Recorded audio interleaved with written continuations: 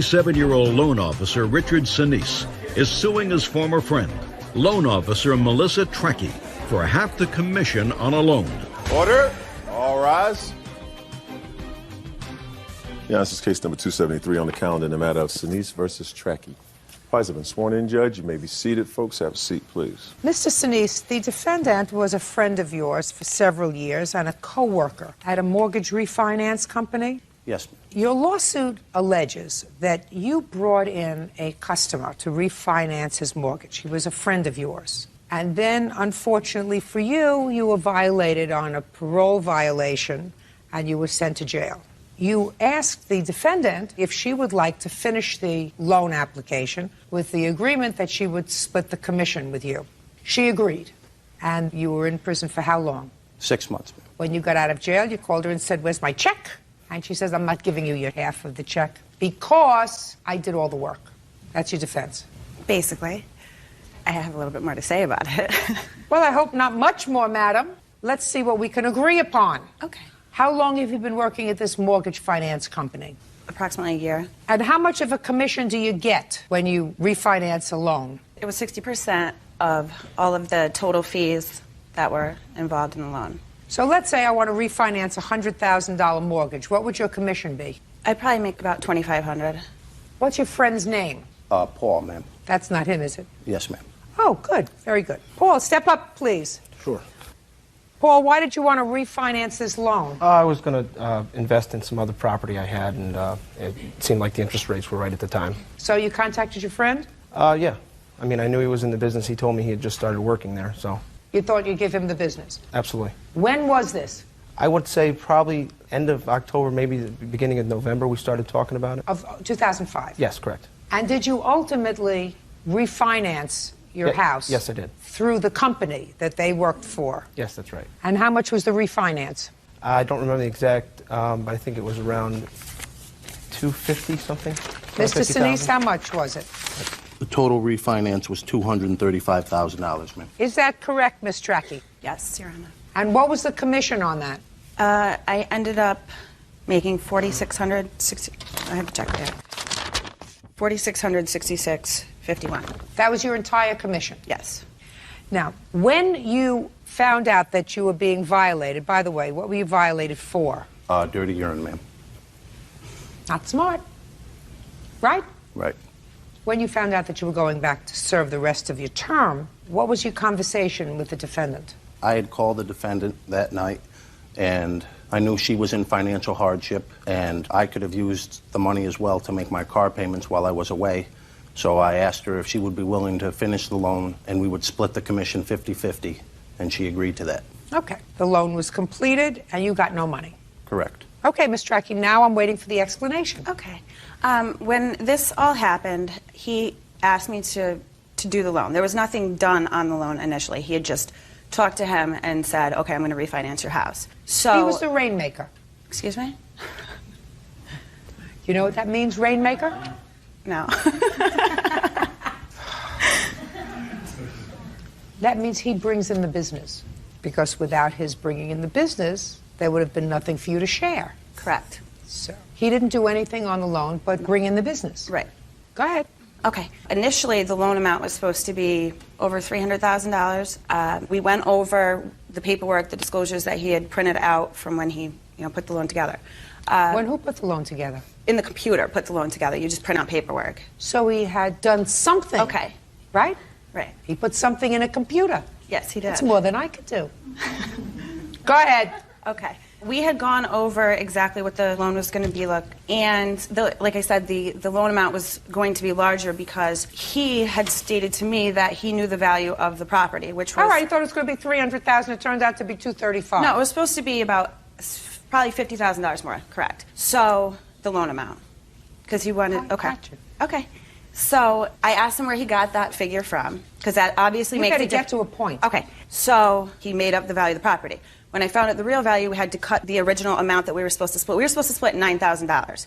That was the original total fee. You could have backed out any time. Ms. Trekkie, first of all, this loan was completed... Listen to me. Hey, the loan was completed what month and year? It happened just after January 1st, 2006. Okay. Since January 1st, 2006, How much money have you made at the company? Well, I left that company probably a few months later than that. I would say $10,000. Since January 1st, 2006, how much money have you made? $50,000. I hope that the IRS is listening very carefully. How much money have you made since January 2006? To be honest, I didn't file my last taxes. So, Ms. Track. yes. If you decided when you got into this loan with Mr. Zemanek that the loan amount was inadequate for you to break a sweat and complete, you had that opportunity. But you had a contract with Mr. Sinise. Your contract with Mr. Sinise was you were going to split the commission. It wasn't I will split the commission with you of $9,000. That was what our No, it was not. Because that amount fluctuates. You got $4,666.51. Now, do you think that I think that Mr. Sinise said to you, I will split the commission, but if it's $4,666.51, you can keep it all yourself? No. No. No. But when you're dishonest with somebody about the original contract, and I found that out through the Say process. no, my dear. Say I don't want to do the loan. Well, he was in jail, so I I couldn't tell say, him that, Mr. and Zemanek, I don't want to do your loan. It's not worth my while to do Well, your loan I for still could make the money. $4,666.51. I would rather make nothing. I would rather make nothing than make $2,300. It's not worth it to me to make this lowly amount of money, especially when I don't have to share it with the government. Well, I got an extension. I am filing now. No, the time to file, madam, is past. Let me explain something to you. It passed October 15th. If you got a 6-month extension, it's over. Finished. They're going to come looking for you. They're going to steal your clothes. Judgment for the plaintiff for the amount of $2,333. Thank you very much. That's all. Parties are excused. You may step out. It's like that? I definitely didn't backstab my friend because we had been friends since then. He told me to forget about the money until he got mad at me. She didn't want to do me a favor when I was incapable of doing it myself. Because I didn't do him a favor and get perfume for his girlfriend. 1 cent just cost her over $2,300. He's a punk. Tina Smoot is suing ex-boyfriend John Bambino for a loan she made him while he was between jobs. John claims Tina manipulated him with her money. All rise. This is case number 515 on the calendar in the matter of Smoot versus Bambino. Parties have been sworn in, Judge. You may be seated. Ma'am, have a seat, please. Ms. Smoot, you and the defendant were dating, according to your complaint, and you loaned him some money. Yes. Mr. Bambino acknowledges that you gave him money, but he said it was just that. It was a gift. There was no indication when you gave him this money that you expected repayment of the money. You were sort of helping him out at a time that he needed to be helped out financially. He's counterclaiming because he says that in a fit of rage, you damaged his car, his clothes, and he also believes that you harassed him. That's his counterclaim. So tell me when you met him. I met him in August of last year. And when did you lend him the money? In December of last year. Tell me about it. John had lost his job and he couldn't pay his rent. When did he lose the job? November. What kind of job did you have, Mr. Bambino? Car salesman, ma'am. How long did you have that job with that company? 7 months. Before that, where did you work? He's a correction officer for the state of New Jersey. How long were you working there? 15 years. Go ahead. In December, I was coming into some money through a lawsuit, and I had extra money, and, you know, he asked me to lend him his rent money for the month of December, and that's what it was. I lent him the money. How much was it? It was $1,200. $1,200 for rent. Go ahead. And one bill is $452.07. What was that for? A home entertainment system. Who bought a home entertainment that system? I bought for him, that he was supposed to pay me back for. No. Miss Smoot, listen to me carefully. If somebody doesn't have money to pay his own rent, then you don't buy him a home entertainment center and expect him to pay you back. You're not a baby, right? Right, Your Honor. What else? Cable bill, $100. I have a check that he wrote, that I gave him a blank check to take to the doctors that has his name in the memo for $80. Did she give you a blank check to pay a doctor? Yes, ma'am. What else? A gas bill for $100 in December. $100 even? Well, it was his gas bill was way more than that, but I only paid $100 on it. Go ahead. 2 checks for food, one for $87.40, and one for $42.71. Made out to whom? To Acme. Did you use those 2 checks? No, I wrote them. He doesn't know you for that. Okay. What else? That's it. Okay, Mr. Bambino. Ball is in your court, sir. Where are you working now? Chevrolet 73. So you're back to work? Yes, ma'am. Fine. So Ms. Smoot says that you said, if you pay my rent, as soon as I get a job, I'll pay you back. You say that's not true. Tell me what happened, Mr. Bambino. By the way, how old are you, sir? 43. Have you been married? Yes, ma'am. You have children? I have 2 daughters, How old are they? 17 and 24. When did you last live with them? I have custody of my younger. Actually, I've had custody of both since my divorce in '98. I have custody of my youngest now. So how are you supporting the children? My mother helps me out, but I mean, I just ran into a tough time between, like, let's say the Monday before Thanksgiving, and I started my new job January 5th. Right. So it was approximately 6 weeks. So what you're telling me is your mother helps you out. She helped me out in that particular time frame, yes, in the beginning of January. Go ahead, I'm listening. I met Tina, as she said, in the middle of August. We started the date. Would you try looking at me I'm sorry, yes, rather ma'am, than keeping sure. your eyes closed? It's disrespectful. I'm sorry. I met her in the middle of August at a club over in Philadelphia. Approximately 2 weeks later, she accused me of staring at a woman on the track. She told me to get in her Jeep. She started to give me a ride, which was the ride from hell. She just started driving down the interstate, doing approximately 70, 75 miles an hour, weaving in and out of traffic. But after that, you took money from her. No, well, ma'am, it's... Listen to me. After that, you took money from her, so I'm not interested in a ride I didn't from take hell. money. Yes, you did. She gave me the money, ma'am. That's not what I said. I said you took money from her. Yes. After the ride from hell, which would have put me in a different county from somebody like that, you took money from her. Yes. Right.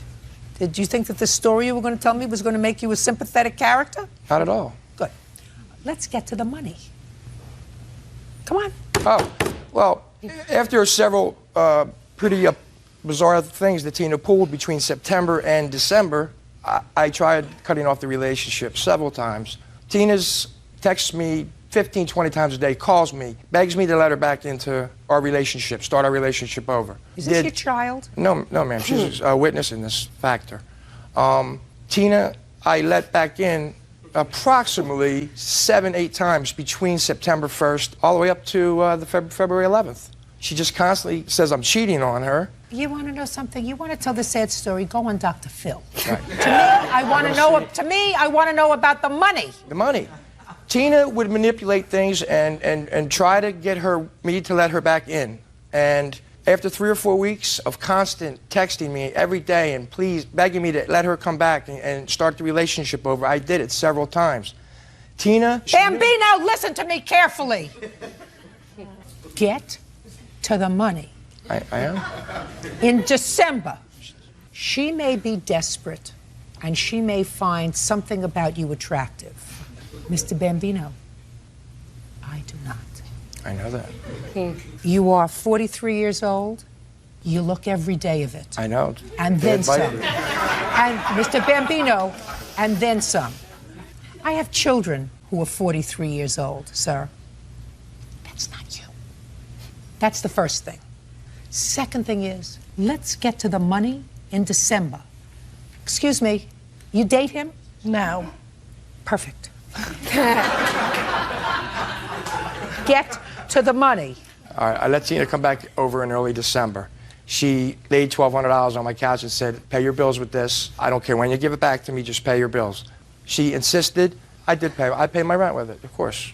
The other things, utilities, she paid $100 for the heating bill. Mr. Bambino, how do you think Miss Smoot knew that you didn't pay your utility bills and that you didn't pay your rent? How do you think? By communicating By you with telling me. her. And it was that kind of casual conversation that inspired her to leave the $1,200 on the table for you? Yes, ma'am. And it was at that time that you were concerned about her bizarre behavior that she exhibited 6 or 7 times. Over that 6-month frame, yes. Now, you were a corrections officer for 15 years, sir. You knew that there were certain prisoners that were dangerous, Sure. right? Yes, ma'am. And when you were dealing with a dangerous prisoner, there were certain protocols. You made sure that you didn't put yourself in harm's way. That was your training, right? Absolutely. So here you're dealing with a lunatic, somebody who over the course of 6 or 7 months is doing crazy, bizarre things. So instead of cutting it off, you know where the courthouse is. So if you know if somebody is stalking you, somebody is annoying you, you go to the courthouse and you say, this person is stalking me, annoying me, I need a protective order. Instead, you had somebody stalking you, you took their money. No. You took their money. I didn't say loan, I didn't say gift, I said you took their money. Well, you did, you just told me that, Mr. Bambino. You told me she was stalking you, harassing you, doing all kinds of bizarre things, and she put $1,200 down on the table, and she paid your bills, and you took it. That's what you just told me. Judge Judy continues in a moment. You have to be a nice man, Mr. Bambino. A very nice man. No, you're not. If she's a nut, what you're supposed to do is not be a cad. And later today... Did you say to your daughter, listen, you did me a favor, I'll take care of getting the car inspected, tagged. Did you say that to her? No, That's what a mother does. That's what a mother does. Real cases, real people. Judge Judy. Tina Smoot claims ex-boyfriend John Bambino owes for a loan to help with his living expenses. John is countersuing for harassment and claims Tina intentionally damaged his property. Okay. Now, it is your claim, Mr. Bambino, your counterclaim, that the plaintiff damaged your property, harassed you, and damaged your clothing. You want to tell me when that happened and where? Yeah, first week in November, Tina was going to North Carolina for a wedding. And when did she give you the money, sir? December. On a sympathy scale, sir, of 1 to 10, this is about going to be a -5, because what you're going to tell me is that she, again, acted like a nut, but you took money from her the next month, right? Yes. Keep going. She told me she would let me borrow her Jeep. I dropped off my friend's automobile that I was using at the time, which was a female friend of mine for 18 years. Tina, in the process, went in the glove box and found out who the car belonged to. She took a pen and ripped the whole roof of the inside of the car, ripped the leather on the seats, took a soda and threw it all over my clothes in the back. That's the incident in November. Why did you do that, Tina? I didn't go to that extreme. What did you... Tina. What happened? Why did you do it? I didn't do that, Your Honor. Yes, you did. You did some of it. I called him and told him to bring my Jeep. What did you do to the stuff in the car? I poured soda on his clothes, that was all. You poured soda on his clothes. Is there a police report with regard to the damage to this friend's car? No, ma'am, but I have pictures. It's not your car. It's not my car. Did you fix the car? Not yet. Then you're not the person who can file this claim against Miss Smoot. That would be the car owner. Yes, ma'am. And as far as throwing soda on your clothes? So what? You owe her $1,480. You have to be a nice man, Mr. Bambino. I'm a very nice man. No, you're not. If she's a nut, you're not supposed to take advantage of people who are not balanced. If you actually believe that Miss Smoot is not balanced, then what you're supposed to do is not be a cad and take advantage of her financially. You're supposed to say, I don't want your money. I don't want it as a gift. I don't want it as a loan. I don't want you in my life. I don't want that at all, because I don't think you're balanced. I think that you should take this money and use it well by going to see a doctor who will maybe give you some medication to help you feel better. Instead, what you did is you took advantage of her because you're not a nice person. Nice people don't take advantage of sick people. Judgment for the plaintiff in the amount of $1,480. Your counterclaims dismissed. Goodbye. Parties are excused. You may step out. It was all a big joke. To him, anyhow. That's totally not the case. It's totally not the case. She thinks that something's going on between us. We're just co-workers. She's a little insane. She needs some medicine. That's what she thinks. I feel bad because she's not a bad person. She's got 2 beautiful daughters. First of all, I don't have 2 daughters. I have a daughter and a son. I'm not going to date women ever again. I will never let anybody take advantage of me again. I'm going to do a background check and, do what I got to do. And now the next case. All parties in the matter of Breeden versus Strybee. Step forward, please. 23-year-old Michelle Breeden is suing her mother, Ollie Strybee, for breaking their agreement regarding the sale of a home. Michelle says Ollie kept proceeds that were supposed to go to her. Ms. Breeden, the defendant is your mother. You and your husband and child or children? 2 children. 2 children. Moved into a home that your mother bought, and the idea was that you would live there with an option to buy it. At such a time when your credit became substantial enough for you to get a mortgage and your finances sort of settled down, While you were living there, you claimed that you made certain improvements in the house, invested close to $4,000. And then, according to you, your mother decided that since the housing market had taken off, she was no longer interested in selling you the house at the price that she had paid for it, which was your agreement. But she wanted to sell it on the open market, which she did at a profit, and you believe that she should pay you for the money that you invested in improving the house. Yes, sure. That's the lawsuit. Yes. Your mother says that you and your husband, was it your husband, separated. You were no longer interested in purchasing the house. You moved out. She did, in fact, sell the house at a profit, but it is her claim that you were the one who told her, I can't buy the house anymore because we're separated. So she sold the house to somebody else. When did you purchase this house, Miss Strybee? In April 2004. And how much did you pay for it? $102,500. And what was the financial arrangement with your daughter with regard to how much rent she was going to pay? She agreed to pay the mortgage payment on the house. Which was how much, Miss Breeden? It was just shy of $900, Your Honor. Okay. I'd like you to tell me when you were advised by your mother that she was planning on selling the house. I was advised about 6 months prior to moving out that she was going to sell the house because she was no longer interested in selling us the house at what she paid for it. She was interested in making a profit off of us and wanted to sell the home to us for nearly $160,000. That wasn't the original Just a agreement. second. Did you discuss that with your mother? You said you found out. Did you have a conversation with her? Yes, I had a conversation with Ollie. I told her that I couldn't make payments on $160,000, so we decided that we were no longer going to buy it because she wanted so much more for it. Okay. Now, what was your arrangement with your mother at the time she purchased the house? When she purchased the house, she was going to let us move into it. We were going to cover the mortgage for 1 year, and then after 1 year, we were going to try to get our finances in a situation that we could get appropriate financing. And what happened in 2005? Right after my second child was born, we went in to get a mortgage. It was not satisfactory. We discussed renting it longer from her. That was fine with her. A couple months into 2005, she was trying to buy another home for herself, so she discussed selling the home if we could not buy it from her.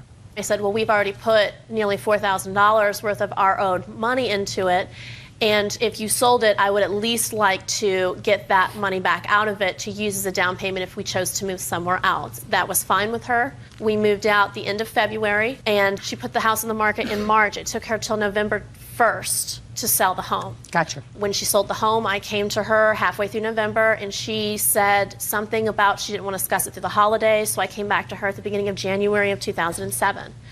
By that time, she said that she didn't have the money and that she thought that since she had to pay the mortgage from the time we moved out to the time it sold, that she believed she no longer owed us the amount that we were asking for. Gotcha. Okay. Now we'll hear you. Michelle and her husband were expecting their second child and living in a hotel. And although Michelle and my husband doesn't get along very well, I didn't want them to be living in a hotel when the second child. So you made we this bought arrangement. this house for them. Got it. The arrangement was that she would pay the mortgage payment for the year. I got it so far. There are certain things that are not contested. You were a nice mom, bought the house, let them live in it, covered the mortgage payment, and then there came a time when you wanted to buy another house. You couldn't buy another house because you already had this house. So let's go. The arrangement was for her to buy the house at the end of a year. I told her I'd give her a year. She So said that. at the end of that year, she didn't have her finances Got it.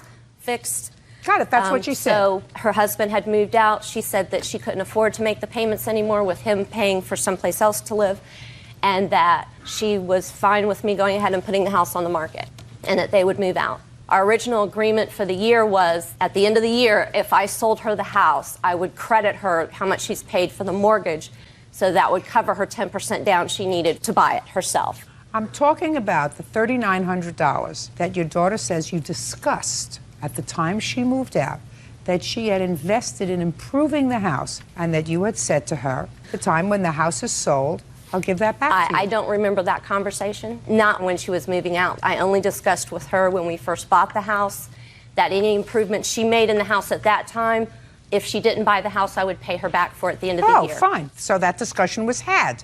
Fine. Let me see what you put into the house. How much did you sell the house for, Ms. Strybee? $140,000. 995. Okay.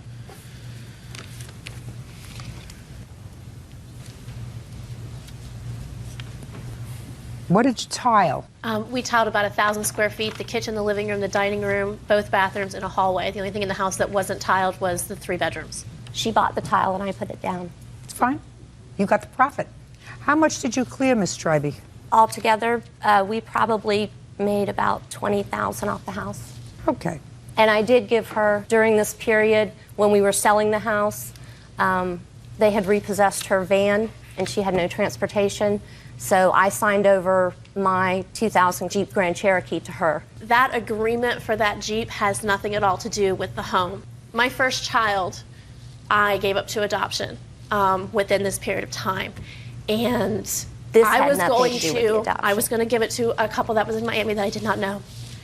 And she came to me and said that since I did not have a car, that if I gave my child to her friends, she would give me the car, and her friends are very good people. But that was the agreement for the Jeep, and that has nothing at all to do with this home. That's not true. I would never offer to sell my grandchild. That was what he needed, because he had already been taken out of her possession once and placed with me for custody. How old is he? He's 6.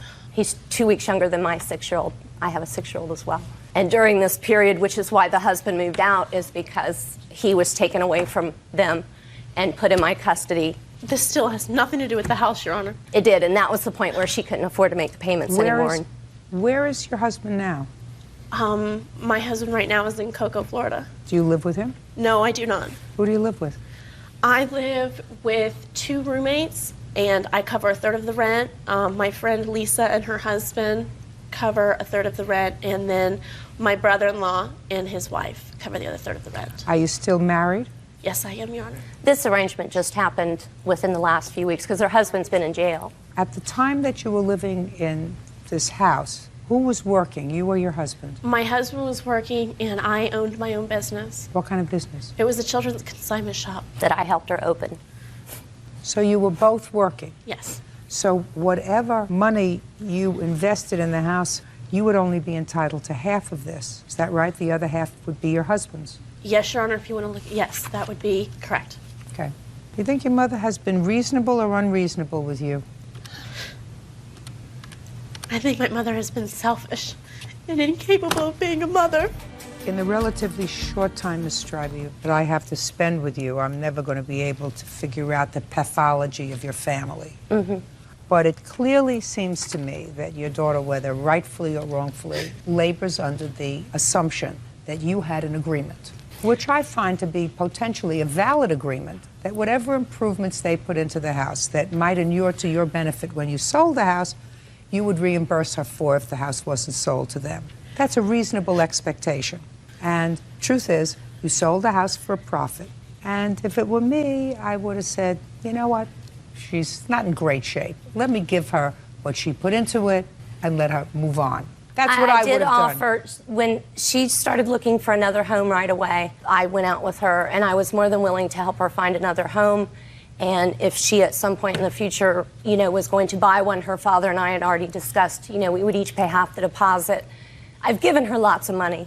I assume that that's true. But I've always made her pay me back, and I think she's very ungrateful. Okay. Judgment for the plaintiff in the amount of $1950, which represents 1/2 of the amount that you invested in the house. The other half is not your claim, belongs to your husband. Okay. Got it?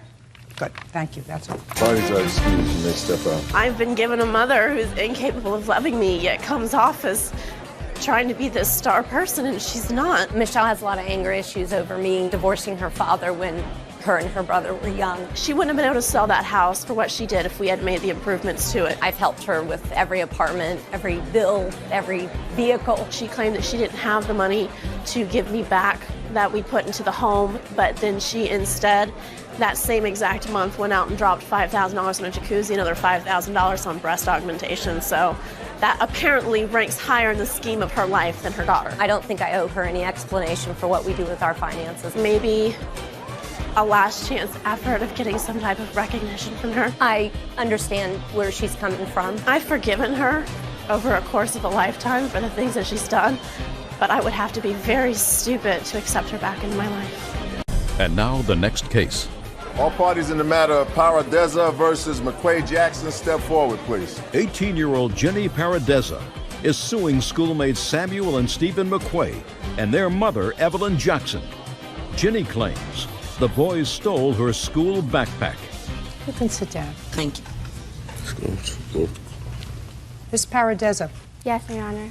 you're a high school student? Yes, that's correct. According to your complaint, you had some trouble with your car one day in school, and security guard was helping you out, getting it started, and you put your book bag and your valuables down on the ground. Yeah. And your property was stolen. And it is your claim that the defendants and others were responsible for taking your property, and you want the value of the property that was taken and a little bit extra to punish them. Correct.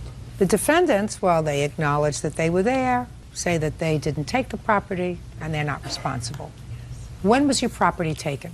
It was October 3rd. And it was at the school? It was during lunch. And where had you left your book bag? It was on the sidewalk in our parking lot. Why didn't you take the book bag and put it in your car? Well, after I figured out that my car wasn't starting, I panicked, so I put my stuff on the floor. I wasn't even Well, I thinking understand about that you the put your stuff on the floor. It would have been smarter to take your stuff instead of putting it on the floor, Yeah, putting it in your car, Mhm. right? Okay. Now, when did you find that it was missing? After I turned off my engine, I went back and looked on the sidewalk, and it wasn't there. Good. Now, what makes you believe that these two young men had anything to do with taking Well, your bag? After I had told the security guard that my stuff was stolen, they took me back to their office, and we went over the surveillance cameras that are in the parking lot, and it showed my backpack on the floor, and then it showed that after the boys had passed my backpack, it was gone. And these two boys were in that group? Yes, they were. Is that right? Yes, ma'am. Gentlemen, Yes, ma'am. what's your name? Sam McQuay, Jr. Stephen McQuay. Brothers? Yeah. Yes. Yes, ma'am. Better. Who was with you that day when you passed this backpack? My friend Jonte and Antoine and Eric. Who took the bag? My friend Antoine. And what did he do with the bag after he took it? He ran to the second floor to the bathroom How do you know that? because I was right outside the bathroom when he took it. Who else was outside the bathroom door? Me and my brother. So you were looking out. No. You were the no, Your Honor. lookouts? No. How big is the school? How big is the school? Big. How many floors? 3. And how many rooms on each floor? Don't know. How many kids go to the school? Don't know. More than 500? Yes, Your Honor. So there are lots of classrooms. So you mean it's just coincidental that after Antoine took the bag and went to the bathroom, you happened to be standing outside the same bathroom? I was with him when he took the backpack, then we went to the second floor together. We? Good. We took the backpack. He physically had the backpack, right? Yes, ma'am. But the word that you used was we. We took the backpack. Isn't that what you said? Yes, ma'am. This is your mom? Yes. So glad that you brought them. You know why I'm glad that you brought them, Miss Jackson? Why is that? Because he actually thought that he was going to be able to fool me. He actually did. No, I didn't, actually. Well, I read your answer, and your answer said you didn't have anything to do with this. I didn't. I was with my friends at the time. No, you just said to me, we took the backpack. And then we went to the second floor. You and your brother stood outside the bathroom door, acting, now I'm going to use the word, because you didn't, look out. Now, in a school where there are probably 1,000 students, 3 floors, the fact that you serendipitously wound up standing outside the bathroom door while your friend Antoine and Jonte were inside going through the backpack is something that I don't buy.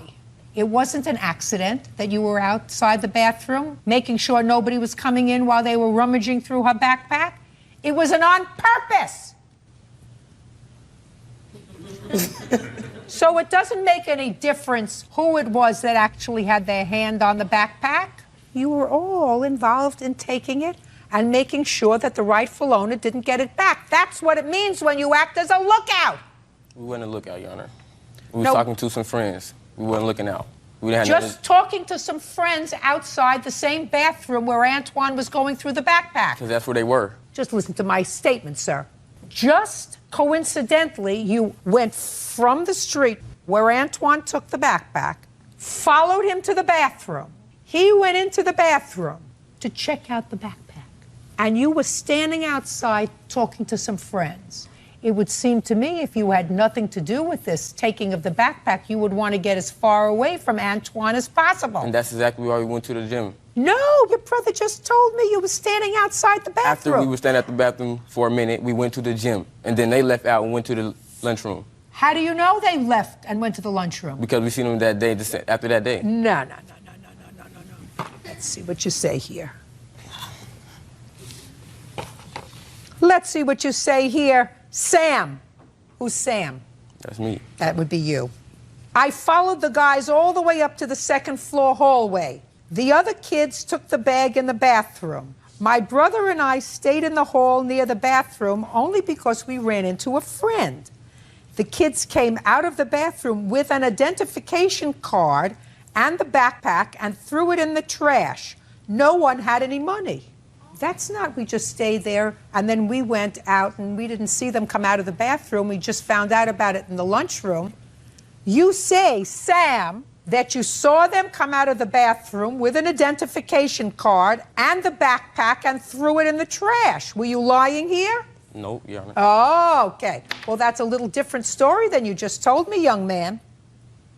You think you're smarter than I am? Never in your life.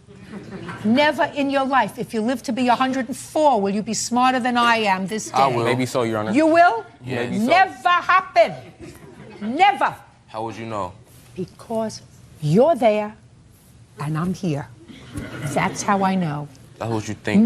That's how. Because you're there and I'm here. That's because in 5 minutes I was able to catch you so far in 2 lies. Not 1, but 2. Tell me those 2 lies. Listen, it's not my job to tell you. I'll give you a copy of the tape, sir. You can go home and watch it yourself. Then you can kick yourself in the behind with your own foot.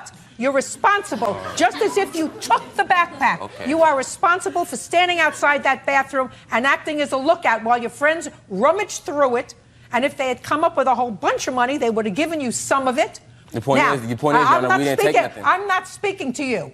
Close your mouth until I talk to you. How much was your backpack worth? Well, everything that was stolen was about $750. Like what? Give me what was stolen. My wallet. What was in your wallet? It was $50.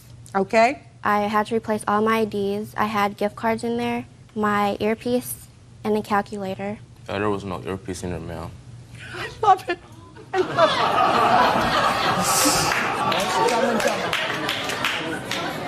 it. Judge him for the plaintiff for the amount of $500. That's what I think it's worth, madam. Goodbye. Parties are excused. You may step out. There were some things that they said that I would have done the same thing that Judge Judy did. I think it was good. I'm not worried about anything because I have everything. I mean, they got caught in a couple lies. The security guard had talked to 2 of the boys. They didn't want to take the ID and money. We didn't take nothing. The reason why I said the earpiece because Jonte and Antoine told me what was in the backpack. They obviously knew, what had happened. I didn't have nothing to do with it. Why should I feel bad for somebody else? I don't know any of them. Until today, I don't even know what they look like. Next time they see somebody doing something wrong, don't be with them while they're doing it. Walk away. Just don't be involved. And now the next case. All parties in the matter of Matthews versus Hadsall. Step forward, please. 24-year-old Thomas Matthews is suing his ex-fiancée, 29-year-old Janice Hadsall, for the return of the engagement ring. Janice claims she sold the ring to pay bills. Mr. Matthews, according to your complaint, you and the defendant became engaged. Yes, ma'am. You bought her a ring. You were supposed to move into a new townhouse. Yes. So far, that's correct. Is that right? No. Thomas and I had never gotten engaged. According to your complaint, you bought her an engagement ring. Yes. And you wanted to move into a townhouse. In order to do that, you had to break your lease. And you paid the bills to do that, to break the lease. Yes.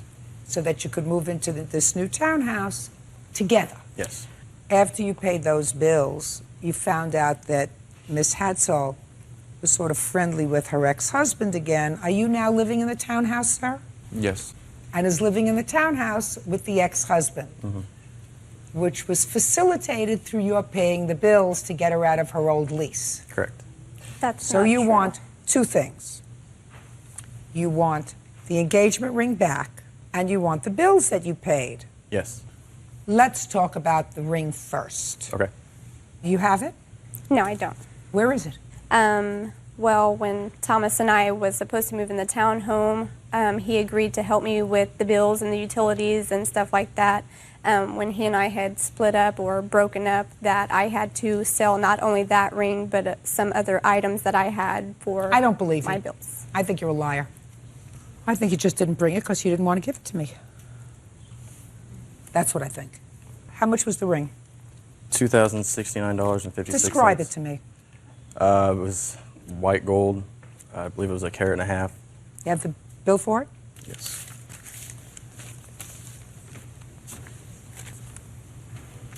Well, that's what Kay Jewelers calls it, an engagement ring. And Kay Jewelers doesn't lie. Talk and talk fast. We had started dating. We moved into an apartment together. We didn't like the apartment that we had gotten. He and I had some problems. We decided that after we were going to move out of the apartment together, that we went ahead and split up, and he moved out immediately into his parents' home. We had talked about, before we moved into the townhome, possibly getting back together. The day after we got back together, he told me to meet him at the apartment, that he had a gift for me. When he showed up at my place, he gave me the ring. And I told him, you do understand that we just got back together, that we're not getting engaged. He said, that's fine. He had asked me, when do you think would be a good time to get engaged? And I told him, not even for a year from now. You're And not he a said that nice was person. fine. You're not a nice person. Because whether you said it or not, bottom line is, you're old enough to know what an engagement ring looks like. And if you accept it, and if later you go back to your ex-husband, you be a nice person, and you give him back his ring so he doesn't feel like a fool. Do you understand? Yes, ma'am. Do I make myself clear? Yes. Sometimes in a relationship, you are either the dumper or the dumpee. You got dumped on. The second part of your claim is that you got dumped on because you paid the bills to get her out of a lease so that she could move into a place that she really liked. And she did move into a place she really liked, only not with you. That's something that's not nice, but it's not something that's actionable in a court. Okay. Do you understand? Yeah, I do. When you filed for divorce against ex-husband, were you the plaintiff or defendant? The plaintiff. And what did you allege in the action for divorce? Don't say You remember. What were the grounds for divorce? He had an alcohol problem. So he was abusive? Not physically abusive, mentally abusive. He was abusive, right? Yes. Because when you have an alcohol problem, you're not only abusive to you, you're abusive to your children, right? Not technically. Oh, not technically. No. No. How do you think I'm so smart? You think he doesn't have an alcohol problem now? No. You don't think that? No, I don't. And you brought him back into the lives of your children. Yes, I did. That makes you doubly stupid. But that's your prerogative. Meanwhile, you owe him $2,070 for the engagement ring since it's not here. That's all. Step out.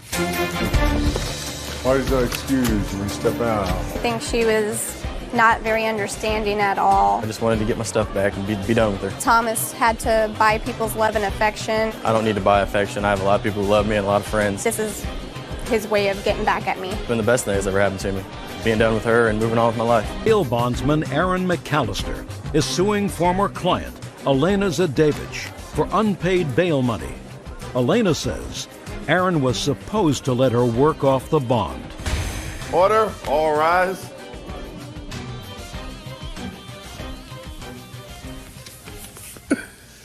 Your Honor, this is case number 483 on the calendar in the matter of McAllister versus Davidge. Thank you.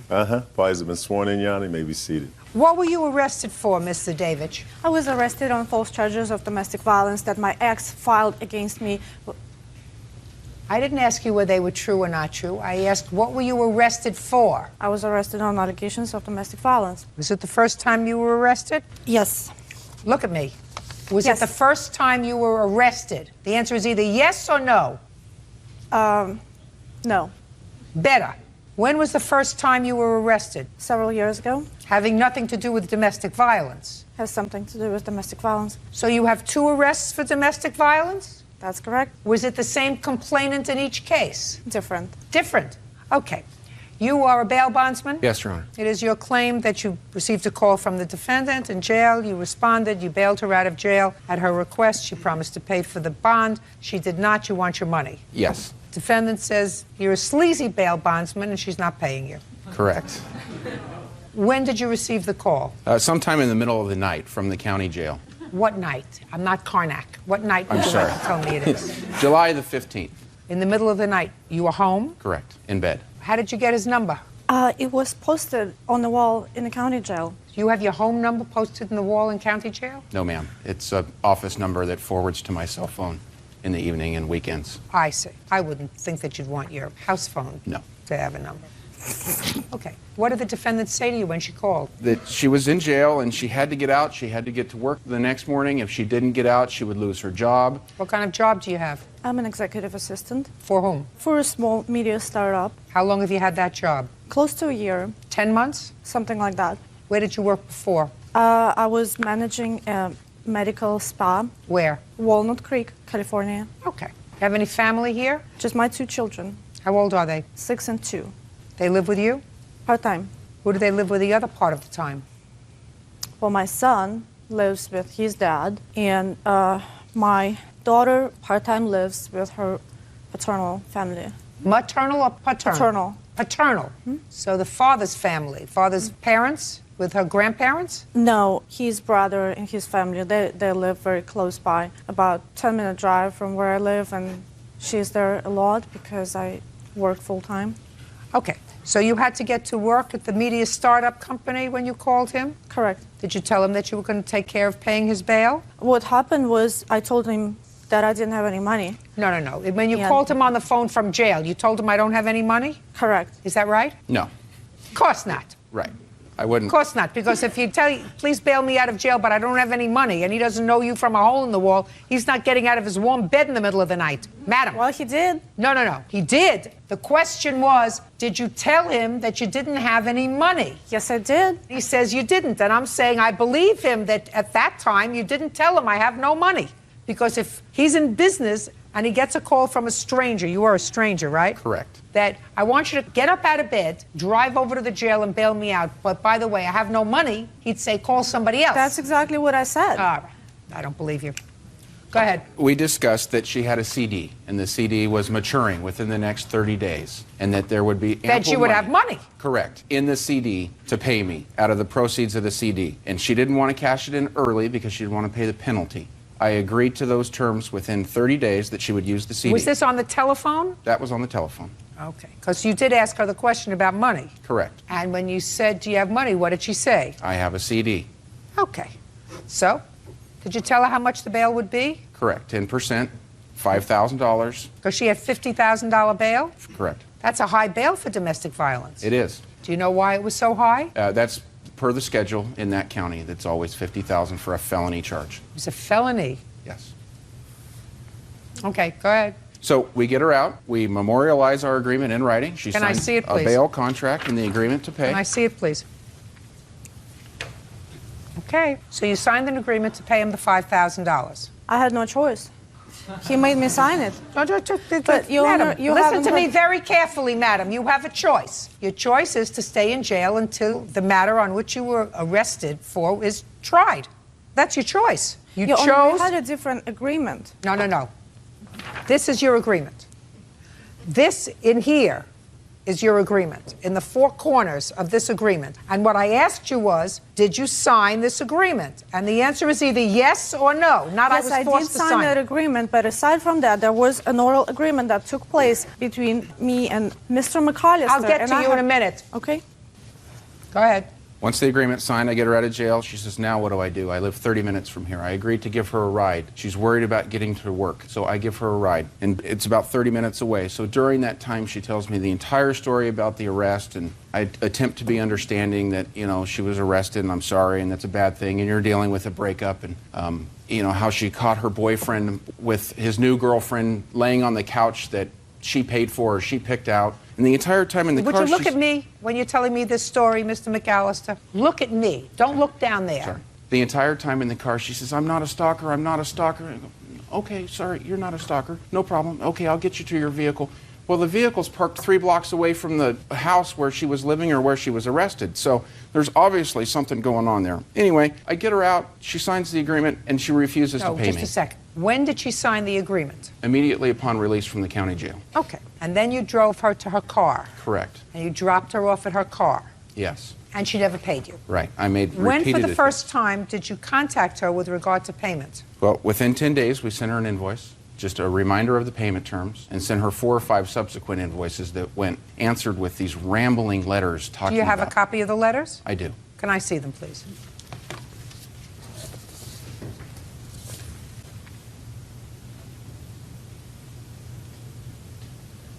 Based upon our discussion, these are your words, when he initially asked you for your money.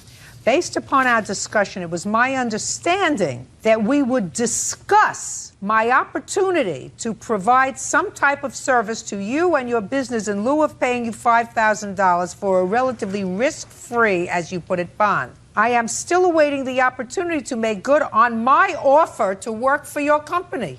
As you were advised at the time the bond was posted, I have not, or do not have now, $5,000 fee that you are demanding. Given the above-mentioned discussions that we had at the time of the unsecured bond was posted, I now consider your correspondence demanding $5,000 to be intimidating and threatening. What are you, crazy? Judge Judy continues in a moment.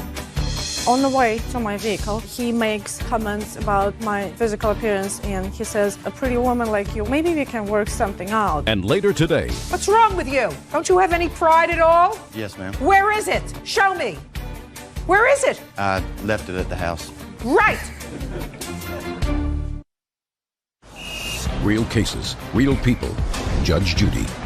Bail bondsman Aaron McAllister says former client Elena Zadevich owes for unpaid bail money. Please do not send me any more threatening letters. You knew my financial predicament at the time bail was posted. I still intend to honor my promise to perform professional services for you. You never promised to perform professional services for him. Your own letter says, it was my understanding that we would discuss my opportunity to provide some type of service to you or your business in lieu of paying for the bond. Given the above-mentioned discussions that we had at the time, I now consider your... Discussions aren't a contract, madam. Let me tell you what happened. Yeah, because he's not telling you the whole truth. What happened, he bails me out. Are you, just a second, are you telling me the whole truth? Listen, are you telling me the whole truth? Yes. Really? Yes. About your children's living arrangements, you're telling me the whole truth? We're not talking about my children right now. I want to tell you. You mean you're telling the truth? Listen to me. happened. You're telling the truth sometimes, and sometimes you can lie. And when am I supposed to tell the difference? You see, I knew that you were lying to me about your children's living situation. That you're not willing to discuss. What did I lie about? Listen to me. My question to you is, how am I supposed to tell when you're lying, and how am I supposed to tell when you're telling the truth? I do tell the truth. But you just lied to me today. About what? You lied about your children's living situation. No, I didn't. Yes, you did. How did I lie? Oh, yes, you did. And you know you did. You know that they live with me part-time, they live with some part-time, they live here because I work. That's not the story. But that's a story you chose to tell me. Now, you told me that with the same veracity as you told me that you had another contract with him. And my question to you is, how am I supposed to tell when you're telling the truth and when you're lying? What I'm saying is the truth. Okay. Now I'm going to hear you, and then I'll tell you what the law is. Okay. Well, he bails me out. He drives me to my vehicle. On the way to my vehicle, he makes comments about my physical appearance, and he says, well, it would be nice if a pretty woman like you worked for my company, doing some sort of marketing and promoting my company, and maybe we can work something out in terms of paying for the bail bond that he posted on my behalf. So when he dropped me off by my vehicle, and before he left, he made me sign the agreement that you saw after we had the conversation of me potentially working for his company. Did you get what you said to me, madam? You just said to me, maybe you could work for my company. Maybe you could work for my company. And that's not an agreement. No, that's not. No. After that, nothing. You took that, and I believe that you said that to her. Well, maybe you could work for my company and do something. Maybe you said it to her. Who cares? It's not relevant. There was no I contract. said I couldn't work for him full time as he proposed. It doesn't. So he No, said, madam. We can work something out, and you can work for me on weekends. Your Honor. Oh, listen to me. Listen to me. You're making it up as you're going along. No. Yes. No, I have you are a because letter. according to what you said to me, after you had that discussion, after, not before. You see, he said you signed this at the jail. No. You say I signed it after I had the discussion with him about working with him part-time, weekends, etc. If that was true, that's not contained in this agreement. No. And I believe, madam, that you are one smart cookie. And if he had this conversation with you where you made a contract with him, a contract that's enforceable, to work off the bail bond by working for him part-time, you would have put it in this agreement because you were already out of jail. So then you could either say to him, I'm not signing this, or you say, it's not the entire agreement that we have, but you didn't. You signed it and said, I promise to pay you $5,000. Well, he told me right there that if you don't sign it, I'm just going to put you right back to jail. That's what he told me. I don't believe you. You're making it up as you're going along. No. You're making it up as you're going along because if he said to you, you signed this or I'm going to take you back to jail. That's what he said? Your response would have been, well, then put in our agreement that I could work it off, right? Right?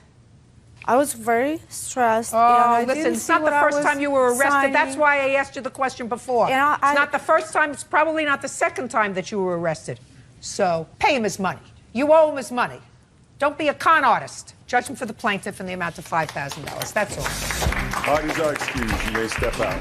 I've offered to either work for his company My family's been in business over 40 years, in lieu of paying for the services. and it didn't come from having criminal defendants work in my office. It was his offer initially. It's a bad deal. I'm sorry she had to go through what she went through, So he reneged on the original agreement. but I performed a service and I need to be compensated. And now the next case. All parties in the matter of Schulteis versus Britton, step forward, please. 20-year-old Lisa Schulteis is suing her former friend, 20-year-old Kelly Britton, for the money she paid to go on a 2-day cruise to the Bahamas. Tell me your first name. My name is Lisa Schulteis. Kelly. You two gals used to be friends, is that right? Yes. Yes. And at some point, Kelly, you lived with Lisa and her family? Yes, over the summer. How long had you been friends? We've been friends since 5th grade, about 10 years. This is your lawsuit. Kelly was getting married. Yes. And she prepaid non-refundable tickets, allegedly, for her honeymoon. And that was going to be where? The cruise was going to the Bahamas, Nassau. And that was for you and your fiancé. Yes. And when the wedding sort of went off, you asked her if she wanted to go. Yes. Because these were non-refundable tickets. She said yes. And according to you, you paid her the $600 Yes. for the ticket. Then you had a fight, and you said, I'm not going, and I want my money back. Now, Ms. Britton says two things. She said, first, you only gave her $200, and second, you decided not to go. That doesn't mean you get your money back, because ultimately, you did go on the trip, Yes. but you went with your mother. Other than the fact that you say that you gave her $600, is there any proof that you gave her $600? I actually bought a 18-foot diameter swim pool. It's $268 and something change. I decided a month later that I did not want the swim pool anymore, that I would take it and use it towards a trip. So I took the swim pool back and I handed the money to Kelly right in front of my mom. I counted $270. Okay, so that's $270. Yes. That's not $600. I also, well, my mom was there that night. I so far have $270. I have proof if you'd like to see the receipts. Receipts from what? From the swim pool. I believe the swim pool. I believe the swim pool. The swim pool is $270. That's not $600. Yes. I'm a witness to some of it. Are you the witness to anything other than the $270? Yes. Yes, she is. Stand up. You're her mother? Yes, I am. Go ahead. I seen Lisa give her first payment. She come home and she handed her $70, the first payment. The second payment that I seen her give her was $60. And then the deal with the pool, it totaled like $400 I seen her. You weren't there when she gave me the pool money, Donna. Yes, I was. But she gave you the pool money. The last And part of Zach it. was there Well, when he just a gave her the second. last of it. Zach seen her Okay, give him sit down. $95. Ma'am, Honor, the last payment was $95. Zach, the witness, was over at my house that night. They were fighting. I came home from work. I handed Kelly the money. She told me I finished paying off the trip money, that we were pretty much ready to go. It was a week later we got into a fight. and I kicked her out July 21st. Okay, $95 when? That was July 10th, 2006. It was And a when Monday. was the trip scheduled for? August 5th. Were you there that night, sir? Yes, I was. Good. That's all I asked you. Now, you had a fight. And ordinarily, because you had a fight with her less than 2 weeks before this trip, Yes. I would say, well, you decided not to go. You don't get the money back. However, Kelly, you took your mother. Yes. Why didn't your mother pay you? My mother ended up paying me the other $200 that Lisa did not pay me. That's Well, shh. Miss Britton, you're fibbing. Either you're fibbing here or you're fibbing now. Because your answer says she only gave you $200, which means she owed you $400. And you just said to me, my mother gave me the $200 that she didn't give me, which means she gave you $400. No, ma'am. Were you just confused? No, in my answer it says I told Lisa that since it was such short notice, it was only 2 months before the trip was even scheduled, that she could just pay me $400 because I know that, you know, she was just starting out her new career and she did not make a lot of money. No, that's not correct. Shh, don't speak now. Let me tell you something. Your mother should have taken care of it, madam. Your mother doesn't get to go on a free trip. It wasn't completely free for her. Shouldn't be free at all. This is the fiancé. I assume you're back together with him? Yes. He should have paid for it. I originally did. Then if you backed out and say, listen, sweetheart, we're not a team anymore, keep the money, find somebody to go with you. But you don't take him who backed out and your mother who went on the trip and charge her for the trip. That's ridiculous. Judging for the plaintiff in the amount of $495. That's all. Parties are excused. You may step out. She's mad because her boyfriend's a liar and she wants to blame me for it. She was trying to get my boyfriend a drink. They was trying to get me to drink moonshine. She got mad about it and she came home in a rage and blamed me. They were trying to get him to chew tobacco, and I got mad about it. She woke me up at 1:30 in the morning screaming at me. They told him, don't worry, we won't tell Lisa. You're trying to break me and my boyfriend up. What are you doing? You're supposed to be my friend. She just lied to me way too much. They say what goes around comes around. Someday she'll get paid. And now the next case. All parties in the matter of Torres versus Briley. Step forward. Music producer Clifton Torres is suing the mother of his children, Brandy Briley, for destroying his music equipment. Brandy claims the equipment was broken prior to the incident in question. Mr. Torres, you and Miss Briley had a relationship, according to what I read, and I assume that you lived together for a period of time.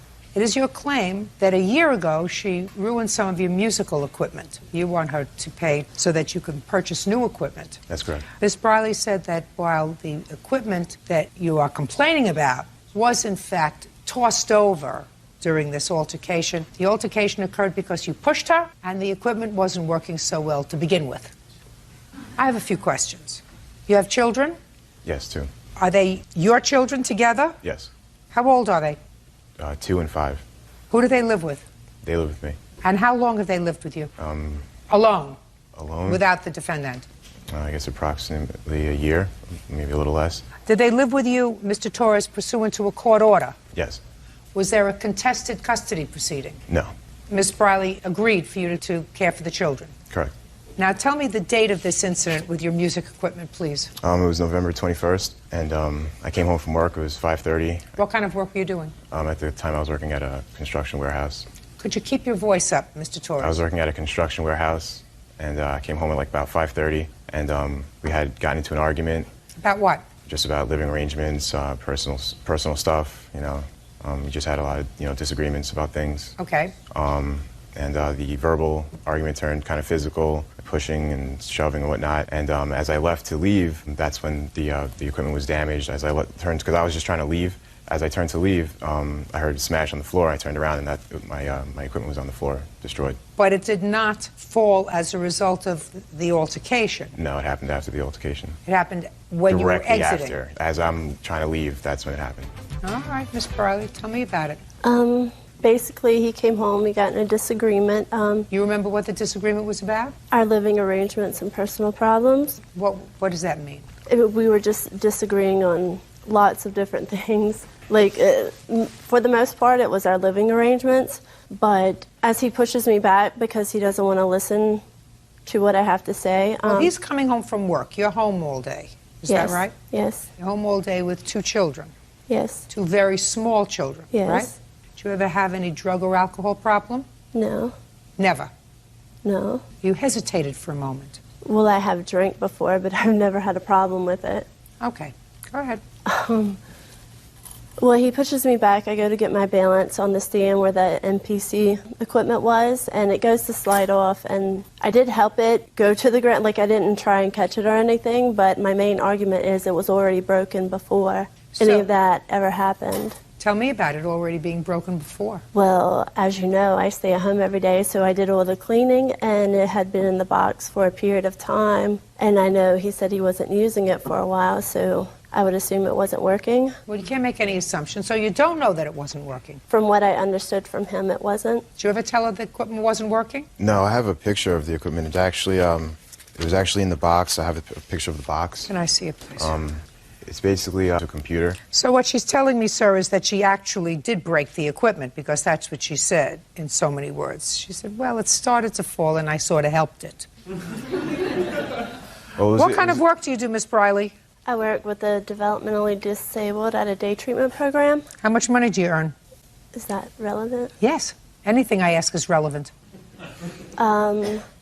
How would you like it then? Weekly? Weekly, hourly, bi-weekly, monthly? however you're paid. I make about $2,000 a month after taxes. How much do you pay in child support? Currently, I don't pay child support. I assist with getting their needs. Like, I went school shopping for my son. I help buy diapers. Like, Mr. Torres. Yes. You are the full-time custodial parent of these children? That's correct. You're supposed to collect child support for them. Do you understand that, sir? Your Honor, when we made the agreement for custody or whatnot, there was a verbal agreement, basically, that she was going to help out in certain things, and I wasn't supposed to receive child support for 6 months, so... 6 months is now passed, sir. Right.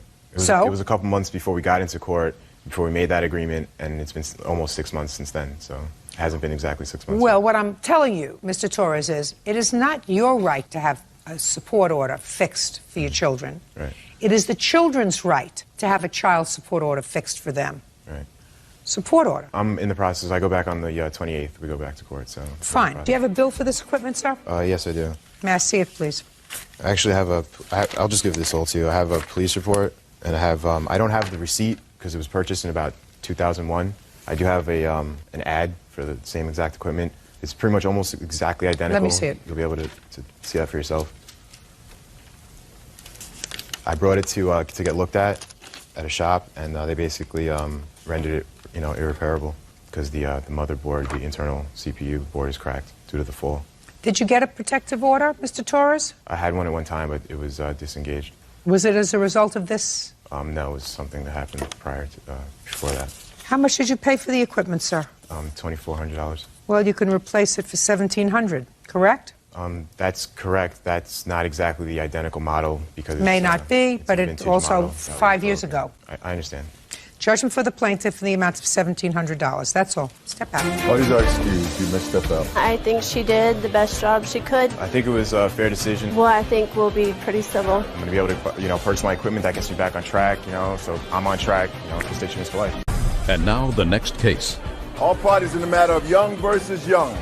Step forward. Christine Young is suing her son, Shannon Young, for missed payments on a car she helped him buy. Shannon says his mom repossessed the vehicle in question. Mrs. Young, this is your son. And according to your complaint, he purchased a car. You co-signed for the car for him because he couldn't get the car using his own credit.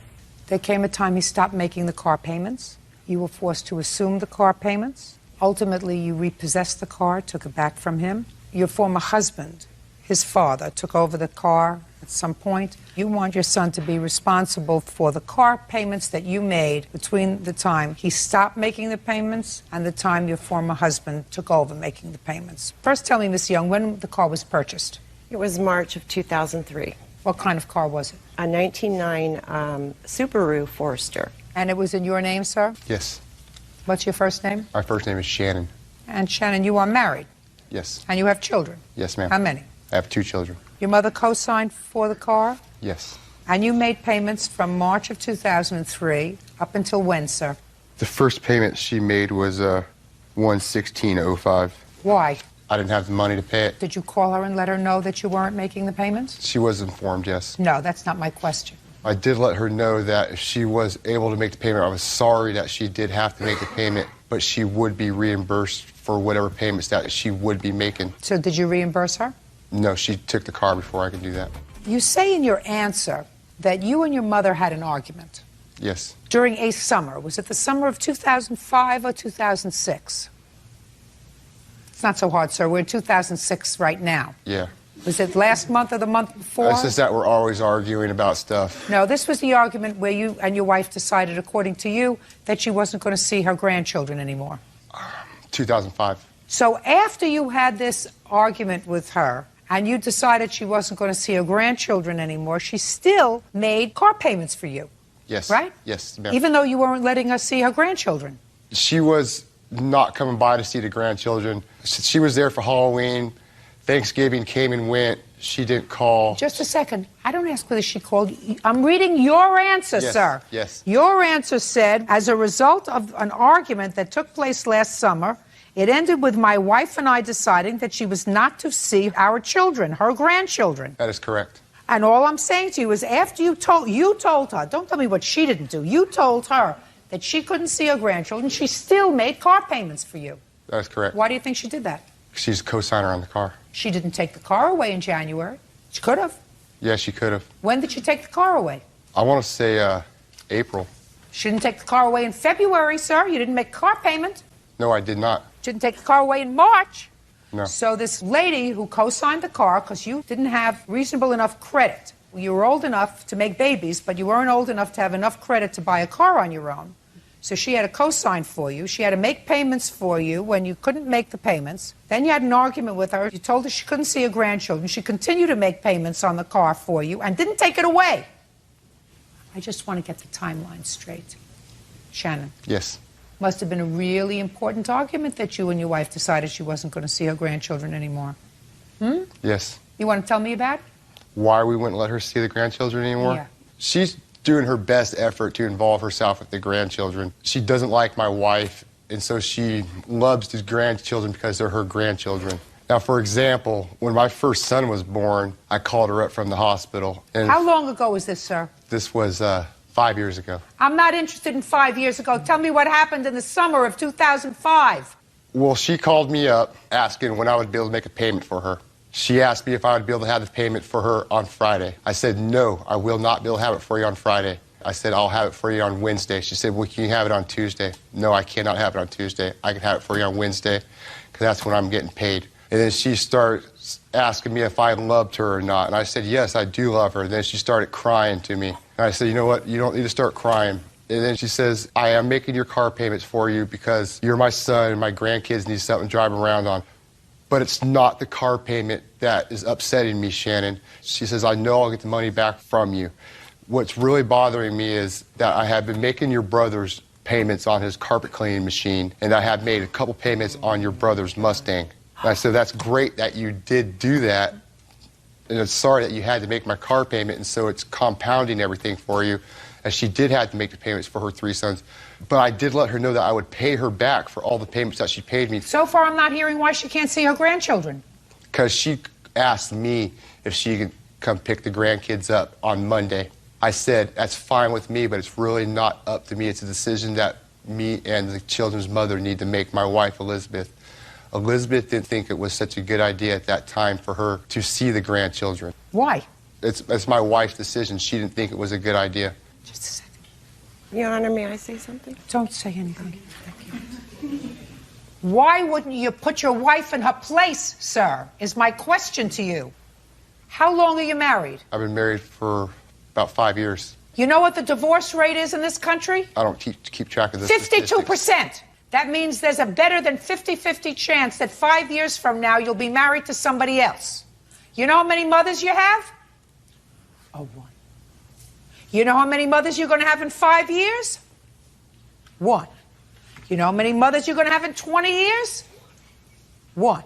Madam, he's very challenged, and there is absolutely nothing that I can say to you. I mean, stupid, he's beyond stupid. Beyond stupid. Because his wife had a problem with picking up the grandchildren. Here from a man who's just told me that his mother loved his children, went out of her way to be supportive of her 3 sons who can't get themselves arrested because they can't pay for their own vehicles, and he decides to say to his wife, you don't want her to see the children? I'm not going to argue with you. She won't see them. Something wrong with you. There's Something clearly wrong with you. How many car payments did you... Don't speak to me, idiot. How many car payments did you make for him? I think there was a total of about 13 payments. And what was each payment? They ran anywhere from $250 to $195. Would you please tell me the total amount of car payments you made? $1,962. Mr. Young, that's what you owe your mother. You also owe yourself, sir, a little bit of growing up. One of these days you're going to have heartache. I guarantee you, your heartache will be if something happens to your mother, and because of your lunacy, you cut her out of your children's lives. That's all. Step out. Why did you excuse and they step out? He thinks that I'm trying to disrespect my mother. I love my mother very much. I love him dearly. It's not about him as a person, but it's about the decisions that he's made. I'm sure we'll be fine. You know, she's my mom. She'll always be my mom. Rebecca Henson is suing the father of her Hunter Owen, is suing his ex-girlfriend, 19-year-old Jennifer Hansel, for making unauthorized credit card charges while he was in Iraq. And subsequently you became engaged. It is your claim that at some point you were foolish enough to give her a credit card that she was supposed to use, according to you, for emergencies. The only problem, Mr. Owen, is her definition of an emergency and yours were different. Is that right? Yes, Your Honor. And you're no longer a couple. You want her to pay you back for those credit card charges. Yes, Your Honor. And second, you purchased a car. The car was for her. You took back the car. You'll explain why. And at this point, if you went to sell the car, you believed that you would be short $3,000, something like that, in the shortfall of what you could sell it for and what the loan is that you're responsible for. Yes, so you wanted to pay for that. Yes, Your Honor. That's a big problem, sir. I'm going to explain the legalese to you in a moment. By the way, Miss Hansel says the credit card was a gift and the car you took back, and she's counterclaiming for some harassment nonsense. So I'll hear you in due course. When did you start dating the defendant? The defendant and I started dating about September 11th, Your Honor. About a week and a half before I left to Iraq, Your Honor. Is that when you met her? Yes. 2005, Your Honor. When did you give her the credit card? I gave her the credit card in February, Your Honor. And you were still in Iraq at that time. What did you do, mail it to her? Yes, I did, Your Honor. So far, is that correct? Why did you mail her a credit card? You knew her for a week and a half. At this time, Your Honor, Jennifer and I had become very close over the phone when I was in Iraq. We all fallen in love. I trusted her very much. In February, she had got evicted from her house, and she had no place to go. Do you know why she got evicted from her house? Because she had thrown a party at her house. Your Honor, that's not true. Well, he didn't answer me yet.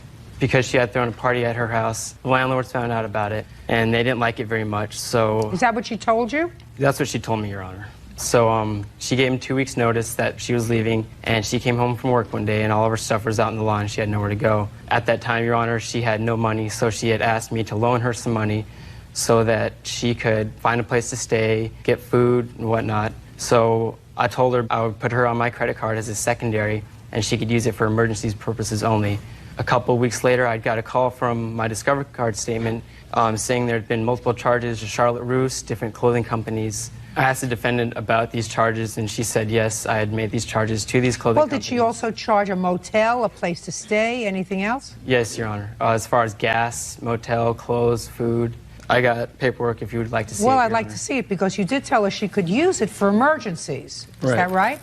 Yes, Your Honor.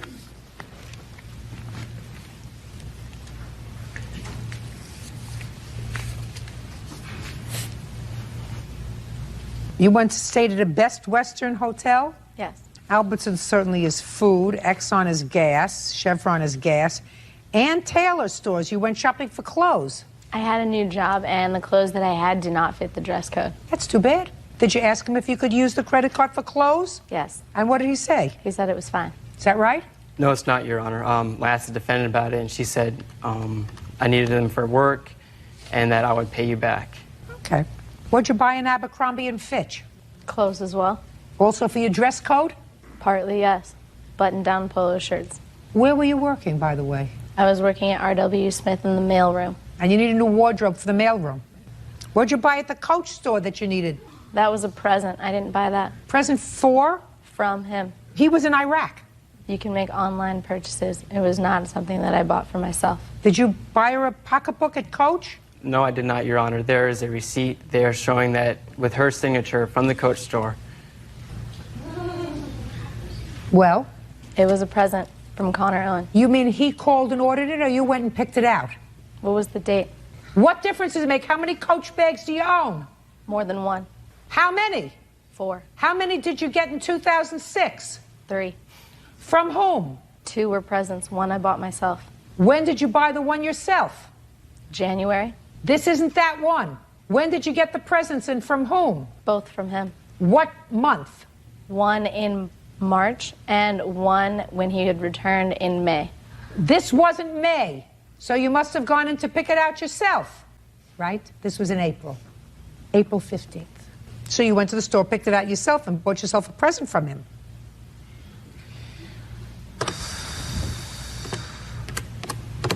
She really had a sucker. When in May did you return, sir? I returned April 12th, Your Honor. Did you tell her that she could use your credit card for an eye exam? No, I did not, Your Honor. Yes, he did. Why didn't you pay for your own eye exam? You're working. I didn't have insurance, and I didn't have enough money. This wasn't insurance. You paid for this on a credit card. That's not insurance. His credit card is not your insurance. That's why I needed the credit card, because I did not have insurance to pay for it, Your Honor. You had a job. A job pays you money. Why didn't you pay for your own eye exam? My job was not paying enough money to cover extra expenses. You mean like Coach pocketbooks? Judge Judy continues in a moment. Did she give you any money towards his credit card? No, she didn't, Your Honor. You know why? She was using me, Your Honor. She's a user. And later today, You buy a 16-year-old car, you do so at your own peril. Anybody with half a noodle understands that. real cases, real people. Judge Judy. Connor Owen says, while he was on duty in Iraq, ex-girlfriend Jennifer Hansel made unauthorized charges on his credit card. Jennifer is countersuing, claiming Connor is stalking her. Now, why didn't you take this credit card back from her, sir? I did not take it back because... Look at me! Yes, Your Honor. Now, you got back in April. Yes. And you've already gotten some bills. So you know that she's been abusing your credit card. At that time, I didn't, Your Honor, because my mailing address was being sent to Alaska, my home address. Listen, you already, according to you, got word from the credit card company that they were on alert because there were a lot of clothing purchases. Yes, Your Honor. This is when I was in Iraq. But then you came home from Iraq, sir. Yes, Your Honor. Why didn't you, the first thing you did, as soon as you came home, take the credit card away from her? Because when she said before that she would use it for emergencies only, I trusted her that she would. Mr. Owen, I don't believe you, sir. When did you become engaged? We were never engaged, Your Honor. Just a second. On April 12th, I returned from Iraq. Jen and I got engaged, and we were very happy. That's what you wrote in your complaint. My complaint, Your Honor? I never... That's not true. We were never engaged, Your Honor. Would you show this to him, please?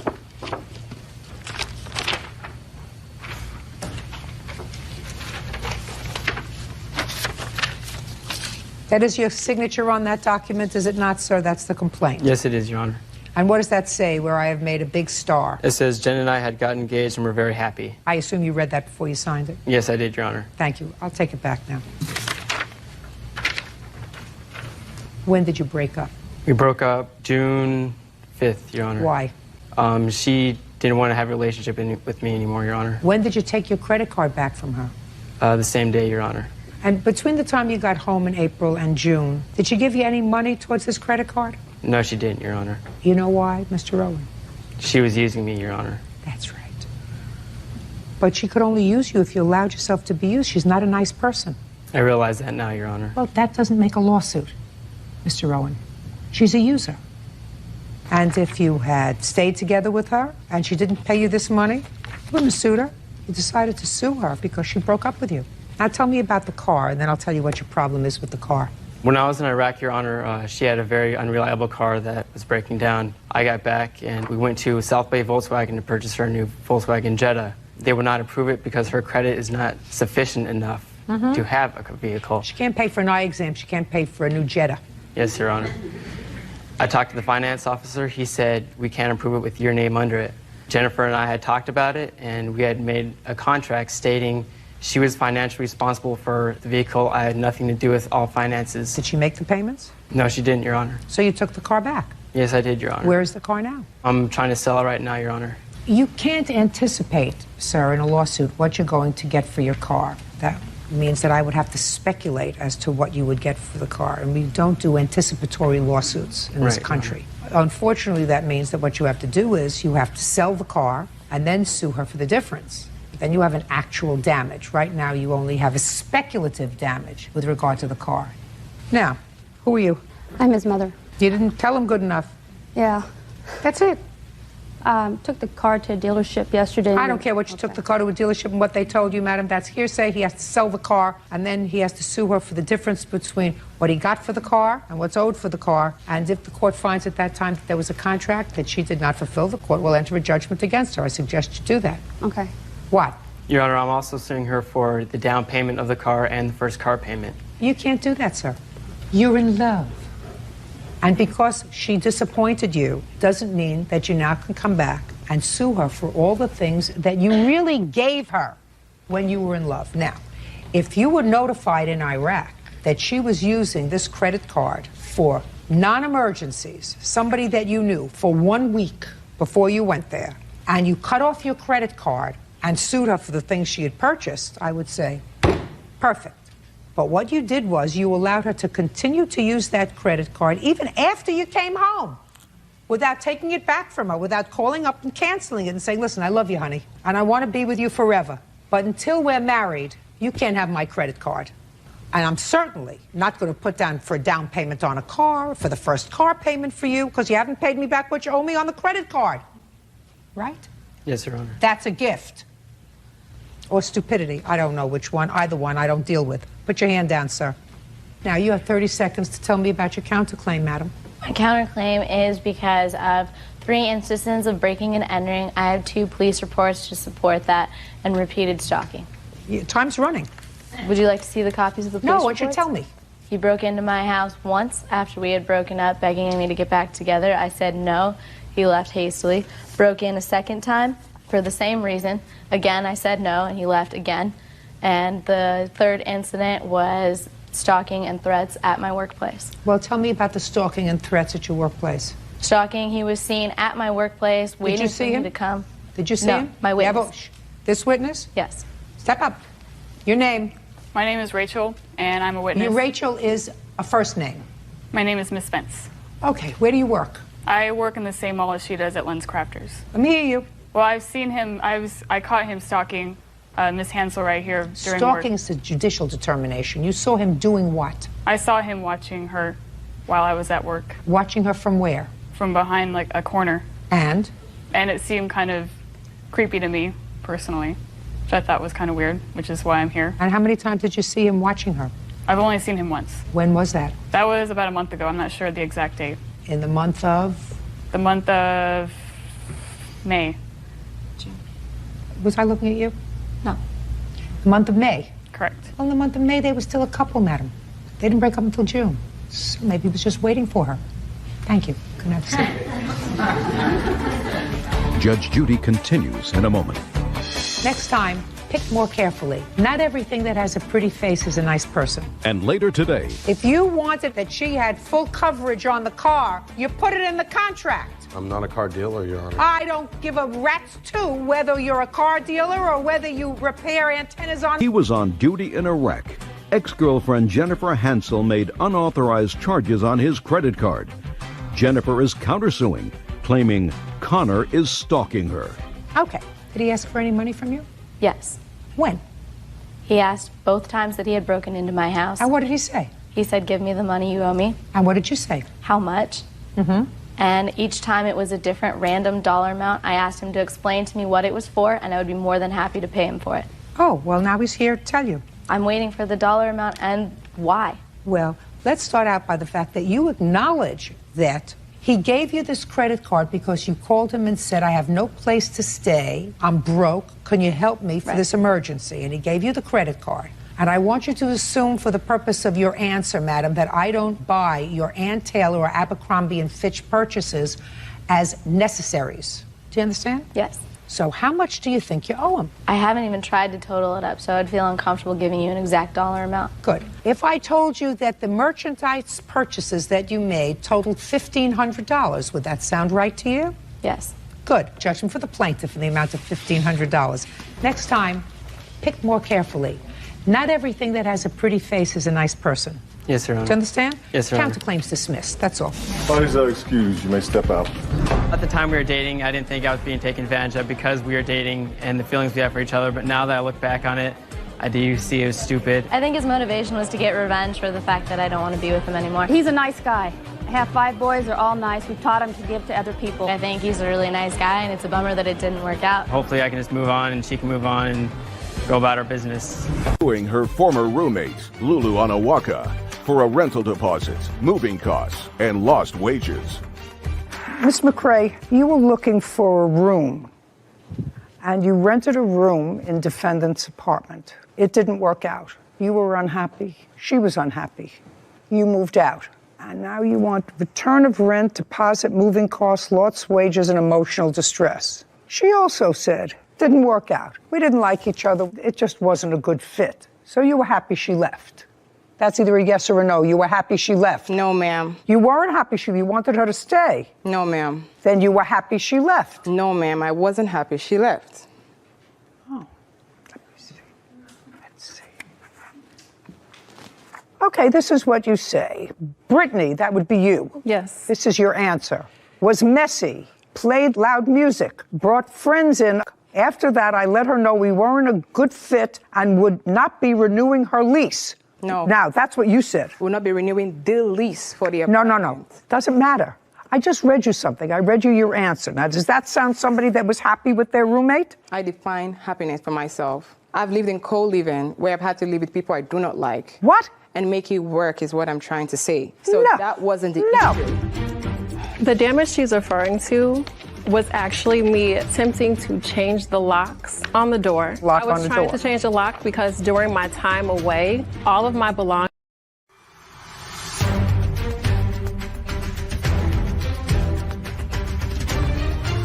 Brittany McRae claims her former roommate, Lulu Onawaka, owes for a rental deposit, moving costs, and lost wages. Lulu is countersuing for property damage and storage fees.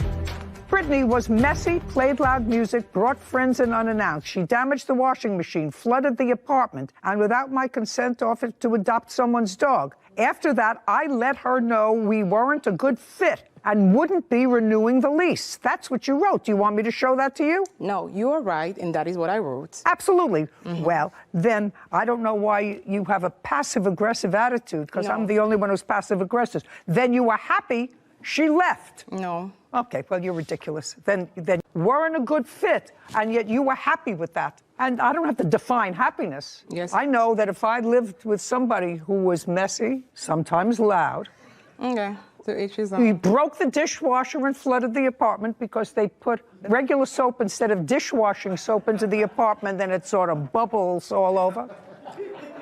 Now, unless I was either married to that person or they were one of my family, I wouldn't be happy with them. If I had a tenant like that, I would say, oh my God, what did I get myself into? I want out of this. Okay. But you were happy. No, I wasn't. I stand on that. Okay, then you weren't happy. Yeah. Perfect. That's what I asked you. You could have saved me all this dramatic. I paid $1,300 and a $300 deposit. And you lived there for about a month. I lived there for 26 days. And things didn't work out. You had a big argument with her back and forth. And as a matter of fact, according to you, you left for a couple of days. I did. Yes, because you were unhappy there and felt threatened, felt uncomfortable, whatever Very it was. much so. So you left for a couple of days. And when you came back, what was your intention when you came back?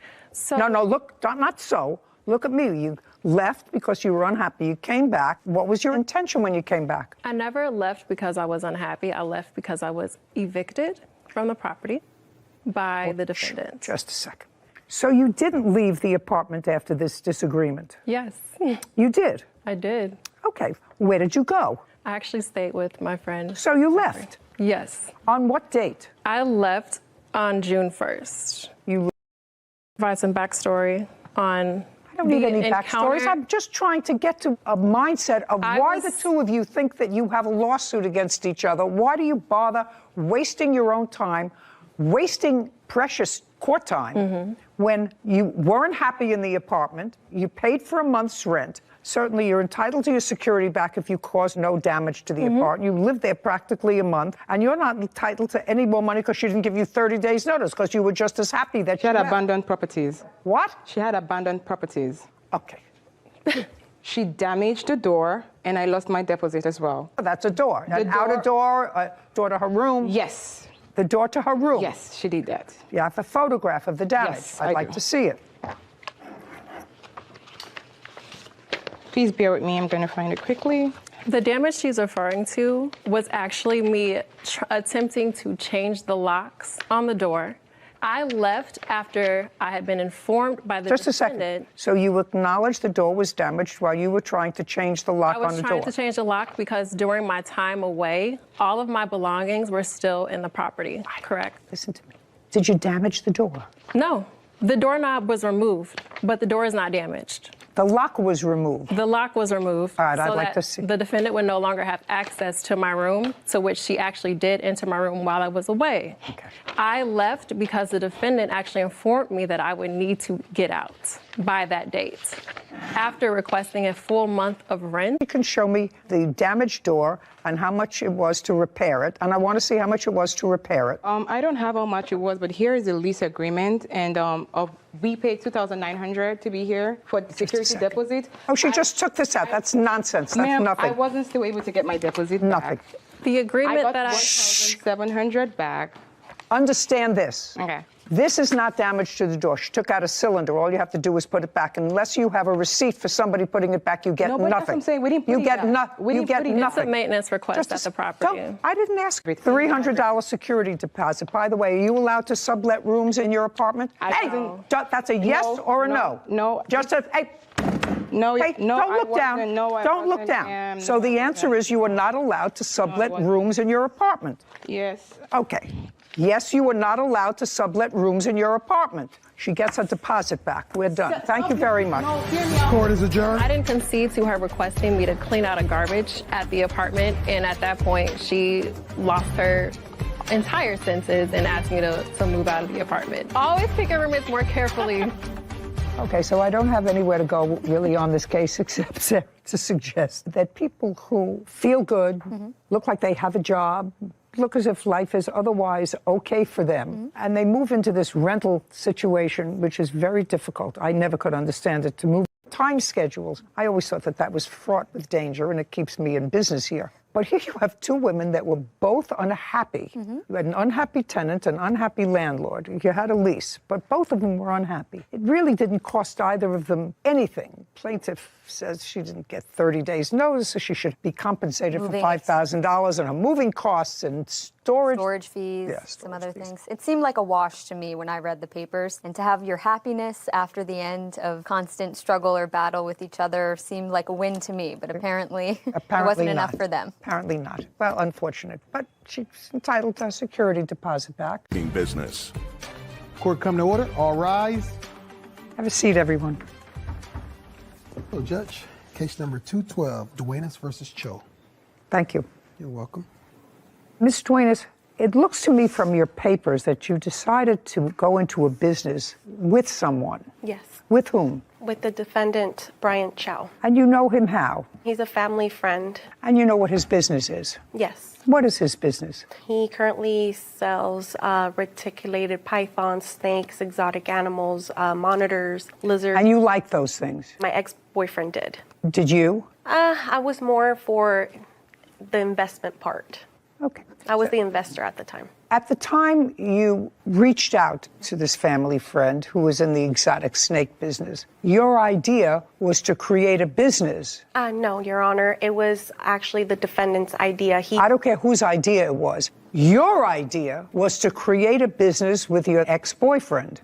I agreed to the business, but it wasn't our idea. Whether you agreed to the business or not, you invested money in the business. Yes. which means that unless there's something wrong with you, and I see that there is not, you wanted to go into business with the defendant. Yes. So let's be easy. Okay. And at the time that you wanted to go into business with the defendant, I'll get to what the nature of that business was in a second. I know it had something to do with that wonderful-looking snake. You had a boyfriend. Yes. And the boyfriend liked snakes. Yes. And you went along with the ride. Yes. What month and year were you still with the boyfriend when you decided to go into the business, which you will explain to me? Back in November of 2019. So right before COVID. Yes. What was your boyfriend doing at the time? He was working at an airport. And he and Mr. Cho were friends? Yes. How long had you known him? 2-3 weeks, Your Honor.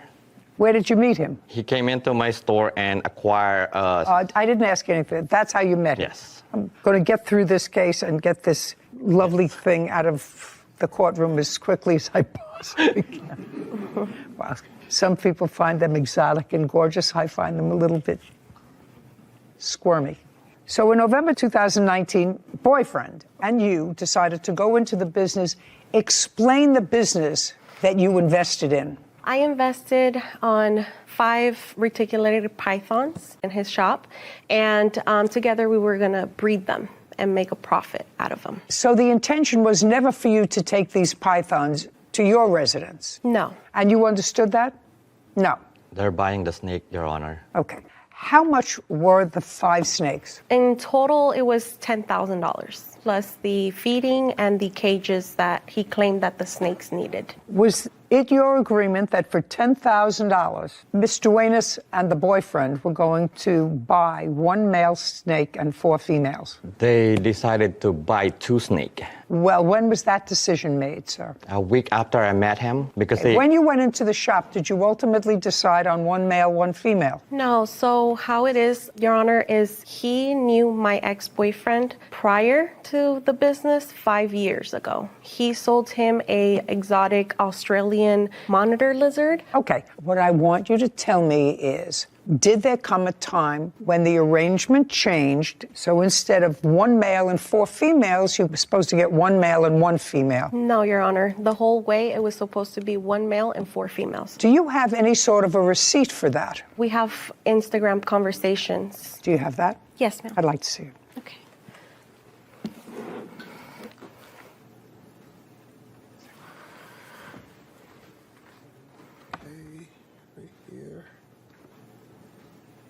One male, 4 females. The guy's asking $15,000 for all, and then he says, I'll drop it to 12. Then somebody, I don't have 12 now. I just spent a lot on my monitor. Let's go the rest. Okay, so you say, I don't have that money now. He says, I'm getting 16 lace monitors. You remember that discussion? And then that's a big investment for me right now. I'm saving up to get a house, but I'm down to breed my monitor with any of your monitors. Keep going. So far, I don't have a contract. And then somebody says, no, you pay half and I pay half. Who wrote that? He did. 1,000. I want to get them, but I'm low on cash till next month. And that's from you. That's from the reptile. I have to see it, Your Honor. Okay.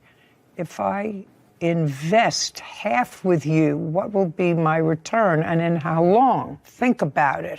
That's will be the baby's mix price. JTK Reptiles, that's you. Somebody's on their way. That's you and your boyfriend? Yes. We were on our way to give him the money.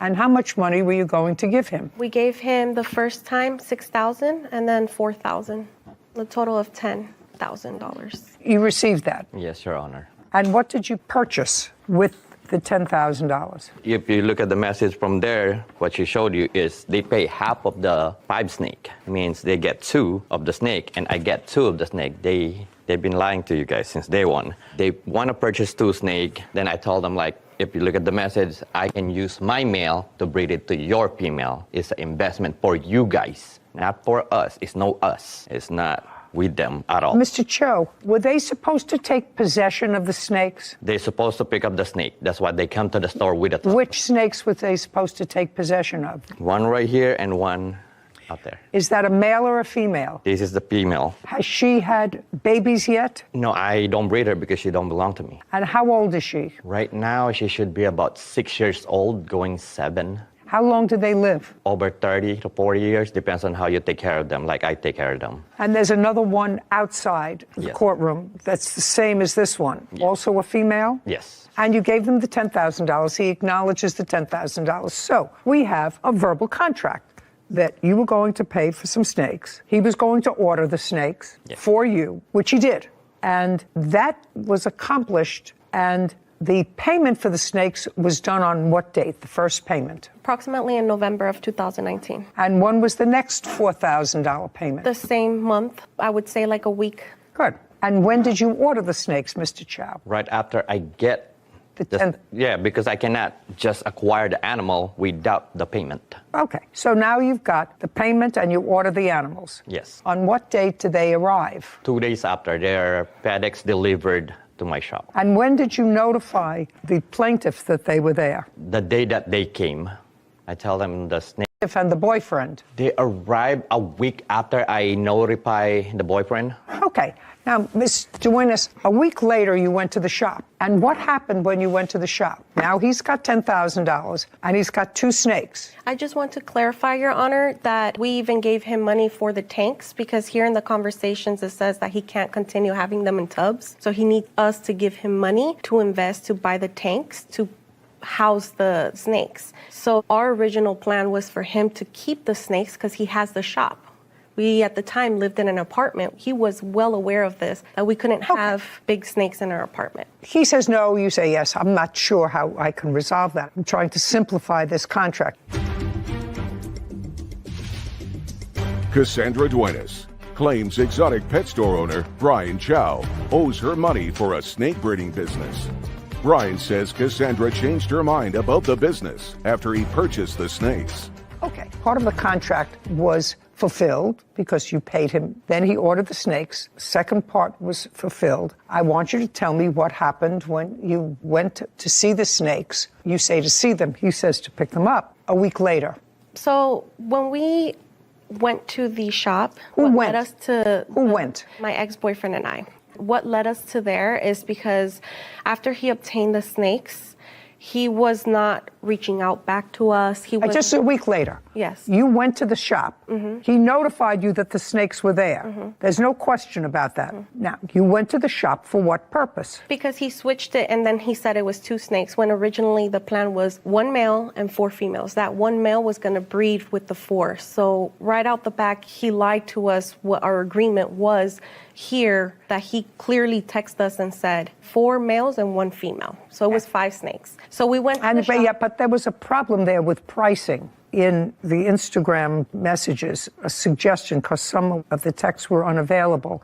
He said originally they were $15,000. And then there was some discussion of $12,000. And then there was some discussion of $6,000. He says he'll pay half and you pay half. And you were always supposed to give them the snakes. Why would you pay half? Then they get the 2 of the snake and I get the 2 of the other snake. It's 5 of them. And the one that we're gonna pretty much, they can have it if they want it, or I can use it when I need it. You mean the male? Yes. So that was the business. Anyway, you went there and what happened? So I went in recording. My ex-boyfriend told me, hey, record. Don't tell me what your ex-boyfriend told you. Okay. Just tell me you went in and what happened. We went in there and we asked him, hey, we agreed on 5 snakes. Now you switched up and you said now it's 2 snakes. First you told us it was $15,000, then $12,000. You were playing games with us the whole time. And at this point, after a week later that he said that he got the snakes, then he told us it was 2 snakes. At that point, we were upset because we had planned and we had counted with 5 snakes. That's why we gave him that ridiculous amount of money. And basically, we didn't want nothing else to do with him. We wanted our money back. And that's what we went for, our money back. Just a second. Yes. So you walked in wanting your money back? Yes. Do you have any text messages, Instagram messages, suggesting that before you got there, you had said to him, we changed our mind, we don't want to be in business with you, we want our money back? No. Nothing? No. He wasn't reaching out. Sorry, Your Honor. He wasn't reaching out to us. He was sending him video calls. He was calling him through text message, my ex-boyfriend. I don't care. You paid the money. He got snakes. The question is, you think there's supposed to be more than 2? He says 2. More money. So the ultimate agreement was for 2. So what happened when you went there? You're there with your boyfriend. Yes. And you say, I want my money back. Mm-hmm. And he says, I don't have the money here. I have 2 snakes here. Are you telling me that he didn't call you and say your snakes are in? Is that what you're suggesting? Do you have an invoice for these snakes, Mr. Chow? Yes, Your Honor. I'd like to see the invoice for the snakes. By the way, your boyfriend has other of these exotic creatures. Is that right? To the people that I get them. What kind of exotic creatures does he have? One that he sold him, an Australian water monitor from the Philippines. And? He has 2 rhino iguanas, a pair. He has a, I don't know the name, but it changes colors. Mr. Chow, transfer is August of 2018. And those are for the lace monitor that Are these lace monitors? Yes. Sorry, Your Honor, these are not lace monitors. These are reticulated pythons. These are not monitors. Monitors are lizards. These are snakes. Lace monitor bell face. Yes, Your Honor. Well, that's not that. No, Your Honor. Well, these are useless. Yes, but that's connected to the rest of what they did. What does it have to do with these 2 snakes? What I want to see is when you purchased these 2 snakes. Yeah, I don't have it, Your Honor. Well, get it. What do you mean you don't have it? I left it at home. I'm so sorry. Well, what'd you bring these for? Those are the time that they both got arrested when they went to my shop. Yeah, but you now have those back, right? Yes. You have those back. So if you had to take documents, why didn't you take the documents for the snakes in question? The lace monitor lizards aren't in question. You have them back. They may have taken them. They were arrested and you finally got them back. So I don't understand that. I just mistaken grabbed the wrong paper. Well, Mr. Chow, do you deal with these people regularly, that you buy snakes from them regularly? Not really. It depends on the size of the animal and depends what kind of animal. Well, you have the date of purchase someplace, Mr. Chow, and I don't want you to waste my time. Yeah, I'm so sorry. That's why I just said I don't have it, Your Honor. Did they purchase that kind of snake? Yes, Your Honor. Is that correct? It was 5 snakes, Your Honor. Don't give me 5. That type of snake. Oh, yes, the reticulated python, yes. And the one that's outside is the same, correct? Yes. And you did not purchase baby snakes. No. You wanted full-grown snakes because they were a business. You wanted them able to be... breeding. Okay. Should have brought the paperwork. And you went in there that day in November because you had changed your mind. Yes, and on top... Yes. Because you had changed your mind. Yes. That's the answer. You had changed your mind. You can give me a whole bunch of excuses, and you told him you changed your mind, you want your money back. And he said no, because I ordered the snakes, and I got them in, and they're yours. Contract is completed. I'm merely holding your property. And then there was a kerfuffle. As well, can we have, receipt? How much did you really pay for them? No, that's not your business. That's not your business, how much you really paid for them. He made a deal. You paid him. If he got them for $2,000 and you paid him $10,000, that's nothing. The kerfuffle, let's draw this down to its most simple English. Mm-hmm. You wanted your money back and you wanted to cancel this contract. Yes, it's just when we arrived, those weren't the snakes that we ordered. These were the breed of it, is the ones that he was putting here on Instagram, which I have, which is not those. So we ordered something and we got something else. So is what you're telling me, you went there to pick up your...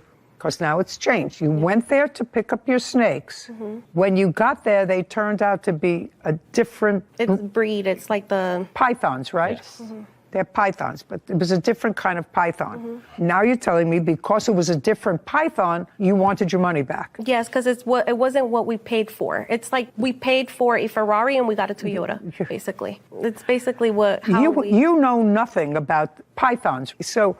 You're taking your cues from your boyfriend because that's his strong suit. Is it yours as well? No, I'm just the investor. Right. So your boyfriend had a conversation with him and said, those aren't the snakes that I ordered. Yes. Okay. And I want my money back. Yes. And you said you recorded all this. Yes. I'd like to see it. exotic pet store owner Brian Chow of wrongfully keeping money for a snake breeding business. Brian says he fulfilled their agreement and claims Cassandra stole property from his store. And you said you recorded all this? Yes. I'd like to see it. Okay. You just press play. Which one? Oh, right here. And then you press that. This one? Yes. Okay. Ready? Mm-hmm. You guys just want to do the money back? Yeah. The 10,180 in total, and then money on top of that for lending you the money and everything. I didn't see that coming. Yeah, because we didn't see this coming. You just kept on giving us a runaround and a runaround. Oh, no, what? About the mail. Remember that? No, that's why I'm waiting for the mail to be delivered. I don't have the mail. Yeah, but remember you had told us that the guy had it because he had to leave and he had to gut out because he has surgery and all that stuff. Yeah. We gave you the money right there and then. You don't understand what mission we had to go I through. didn't know. I don't mind getting you guys your money back, but I don't have cash. If you want it right now, I don't have it. We told you we want to do business correct, and you just keep on giving us another day and another day. You told us as soon as we give you the money, the snake was going to be here. Yeah, it's not about me, it's the guy. It's not me. I'm just buying the snake from a different guy. And then another thing where you messed up, you said 5 snakes for 6,000, and you come at me with 4 and you wasted my money.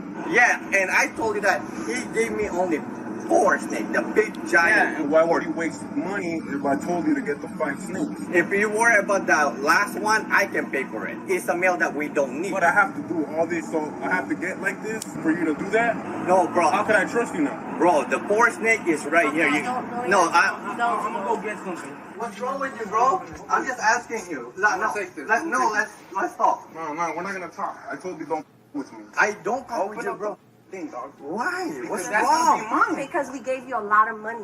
We're talking about over $10,000, and you're just giving us the runaround. First, you told us 5 snakes. This is what we can do. I'll take it. And when you get the money, I'll give it back. Yeah, female too. Oh, no. Oh, no? All right, well. Come on, bro. You're looking at a 15 grand. I told you don't play with me. I don't play with you. You don't even have the money right now. Open them up, man. I got the half of the money. Open them up. I'm trying to talk to you, bro. No, there's no more talking because we gave you the money right here and then. That's unprofessional. You're trying to scam us, and you don't do that to people like that. I didn't. How did I scam you? Before I open it. You're telling me that you don't have the money. I have half of the money because I'm waiting for the snake. Bro, if you guys gonna get arrested. There's no arrested. We're just getting what you took from us. Over $10,000. I'm trying to talk to you. $10,000. You're gonna open it. I'm trying to talk to you. No, we try to talk to you. You're telling us you're gonna have the money. I have everything in video. I don't care. You can record me, bro. Alright, so are you gonna You open don't it? play with people's money. You can call You owe whoever me you over want. $15,000. This is 15 grand. We don't care. Can you call a cop, please? No. Alright, watch out. Back away. I told you, don't play with my money. What are you doing? What do you mean? He owes me money. I don't care. He owes us money. He owes us money. He owes us money. They're gonna deal with it. With the police. Now I'll play that video, please.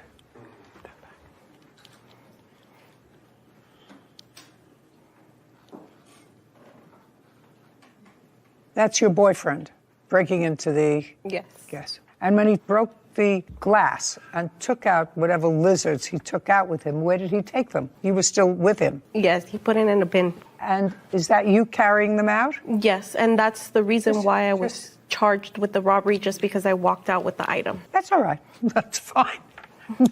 That's a co-conspirator. Ultimately, the lizards that you took were returned to you. Yes, Your Honor. And it seems, Mr. Chow, at the beginning of this case, I must acknowledge to you that I was sympathetic to your position, that they had ordered snakes. You ordered them. You got them. Yes, Your Honor. And then the contract is completed. Uncross your arms. No, I'm so sorry.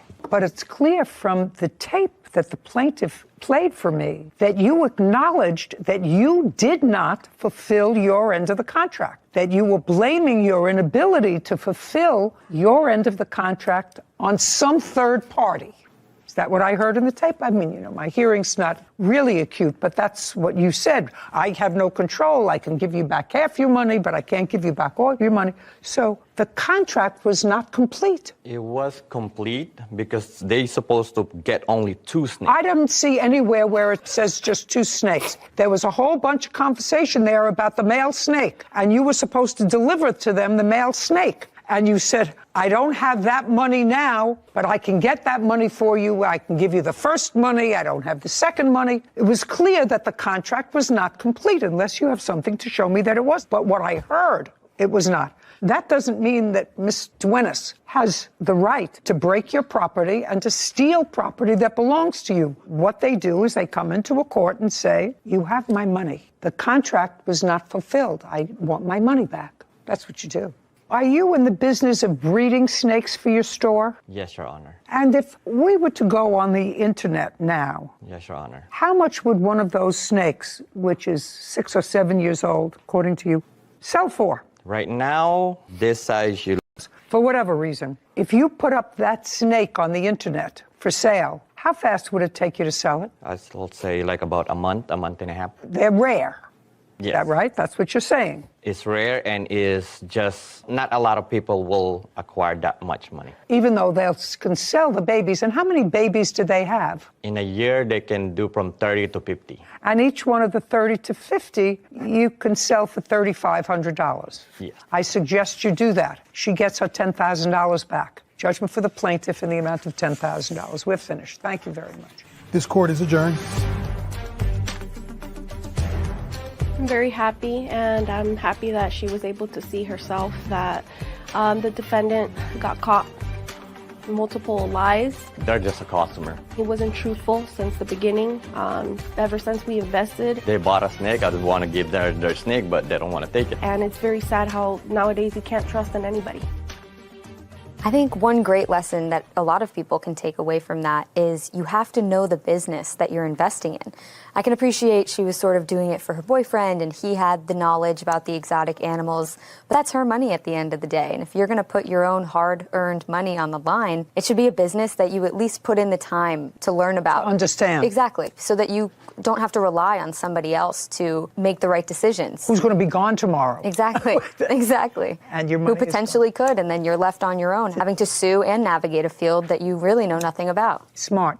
And it was also an example of a contract that was not fully executed. I actually thought when I started the case that there was an offer, an acceptance, you performed, paid the money, got the snakes, and then you can't change your mind. Once you get it, you say, well, I changed my mind. But that's not what happened. Nope. And her video demonstrated that that's not what happened because Mr. Chow started to waft. Well, it's not my fault I don't have your mail. It's another guy, and I would give it to you, but I can't give it to you as soon as I get it, you know. Yeah. So he did not deliver on the contract. So I had very little compulsion other than to say, you don't have to take the snake and you get your money back. Yeah. Anyway, done. Yeah. And the snake is gone. Left the building. Honor Jacqueline Davis for party costs and a dress deposit. Miss Morgan, this is what this case is about in a nutshell. You were celebrating a birthday. When was your birthday? March 24th. And you always make a big deal, according to you, about your birthday. It's a very important day of the year for you and for everybody who knows you. Correct. Yeah, that's the way Sarah feels, actually. Me, I sort of like to forget birthdays now. I like it to run right by that day as undercovered as possible. Anyway, you celebrate your birthday with a big party. Right. And according to you, you get a spectacular dress for this party, invite everybody that you know and care about. How many people were you having for your birthday party? It was going to be about 12 people. Where was it going to be held? It was going to be at the James Harden restaurant. Who was going to be there? My best friend from Chicago, cousins, aunt. And you couldn't get the restaurant for that day, so you made it in April on a different day than your birthday. Yes, I originally booked it in January 18th. The restaurant, it's a big deal, so yeah. Whatever. It was postponed until what date? Yes, ma'am, April 1st. Okay. Corey Morgan says dress designer Jacqueline Davis is responsible for party costs and a dress deposit. Jacqueline is countersuing, claiming Corey owes for travel costs. And you Tax preparer, I understand. Is that right? Yes, ma'am. So she's busy. So she makes clothes. She's a tax preparer in season. You made arrangements with her to make your dress, and she was going to make your dress at the cost of $300. According to you, you didn't get your dress in time. It was never fitted at all after your initial measurements were taken. Is that correct? Yes. And since you didn't have the dress for your dinner, you had a terrible birthday, you canceled your birthday, and you want her to pay for the dinner. Yes. Just the build up. That's Miss Morgan. How old are you? I just made 35, so it was the build up leading to it. So if you turn 35, I'm a lot older. Sarah's younger, and my other grandchildren, were around that age. I have one that's an event because I didn't have just the right dress. I mean, it's not as if a bride is canceling her wedding because she didn't have a wedding dress to wear. Of course, if you want to get married badly enough, you put a sack over your head with a tie and you walk down the aisle.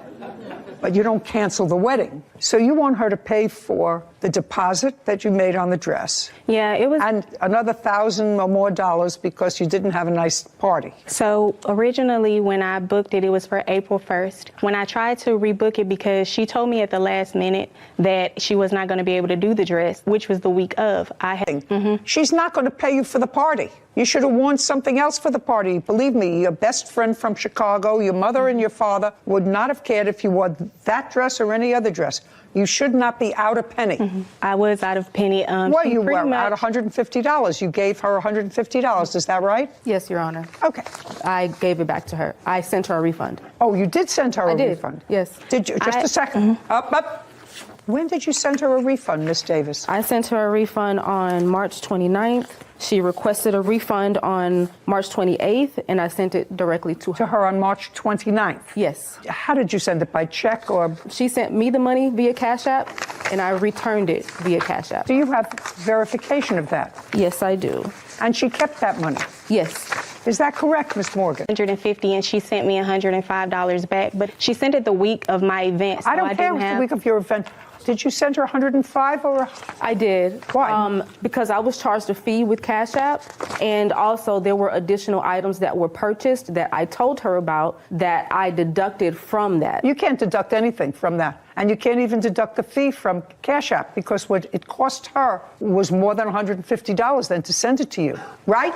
Right. Right. So why should you send her less? Because I previously explained to her that I needed to order stone. It wasn't done. Not even according to you was it done. She hadn't had a fitting on it. The problem is you gave her money, and you should have sent her exactly what it is that she sent you because you didn't fulfill your end of the contract. A day before the party is not the time to say it's 95% ready. Okay. She has to give you $145.88, which is exactly what she received. Am I correct that that's what she said? That is what she said. $145.88. Okay. She doesn't pay you for your disappointment, for your sorrow, for your party costs, or anything else, just for my own information, because that's my judgment. Did you spend your birthday with your mother and father? That's either yes or no. No, ma'am. Who did you spend your birthday with? My boyfriend. Oh, was he invited to the other party? The dinner, yes, but I had to cancel the dinner. No, I'm just asking. Yes. You didn't have to cancel the dinner because you didn't have a dress. That's what I'm trying to get to you. You could have gone to your dinner in that dress. I know, it's silly, and it's a little bit immature. Because I purchased shoes, my nails, everything was accustomed to the dress. So when she didn't deliver the dress, everything was already in black and silver. I did not have a chance to go look for anything because it was the week of. Oh, yes, of course you did. Of course you did, black and silver. You put on black pants, black top, and you put on a silver around your neck. We're done here. Don't be ridiculous, Miss Morgan. You have to grow up a little. You have to give her back her money. Don't disappoint people. I mean, I know it's busy. It's tax time. You said to her, I'm busy. I'm working on things for the Oscars. You can't disappoint somebody. This court is adjourned. I'm not happy about it just because I'd already given her a refund. I'm happy with the decision. It was pretty much principle for me. She was very unprofessional. And given from the beginning, I worked with her. And she didn't respect my time, and she canceled on me at the last minute. And she waited to the last minute and canceled the order. So she canceled at the last minute because she didn't have the dress ready to begin with. Everything was really on her, but she put it on me because she was unhappy with how she chose to deal with the whole situation. We'll be getting another dress with my original person that I was going to go to. Absolutely not. But from now on, I definitely will be going with who I know. Will not work with the plaintiff again. So I remember seeing Through COVID, a lot of wedding dress shops closing down and the stress of many of them canceled their wedding because they didn't have the right dress. I think that one of life's lessons is as you get older, you have to prioritize the importance of things. True. Spending time with friends, family, out of town, coming for your birthday. I couldn't imagine canceling an event just because you didn't have the right outfit. dress. Because you didn't have the right dress. So I think that there's a lot of growing up to do, maybe a little less narcissism, because it would seem to me spending time with your boyfriend, your mother, your father, your best friend from Chicago is more important than having the right dress to fit your nails and your shoes. Xin chào mọi người, chào mừng mọi người đã quay trở lại với kênh vlog của mình. Hôm nay chúng ta sẽ có một bức tranh về một đám mây đang mưa này. Các bạn hãy cùng mình bắt tay vào và tô màu cho đám mây này thật xinh nhé. Đây là một đám mây đang mưa nên là chúng ta sẽ tô màu nó màu xám nhé. Tại vì nó đang mưa mà. Nó xong thì màu xanh. Đám mây màu xám thì sẽ làm như đám mây chuẩn bị đang chuyển mưa.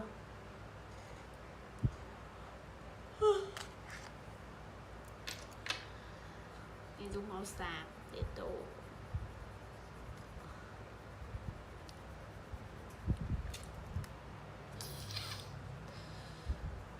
Màu xám của mình nó không được lên rõ lắm nên mọi người thông cảm giúp mình nha.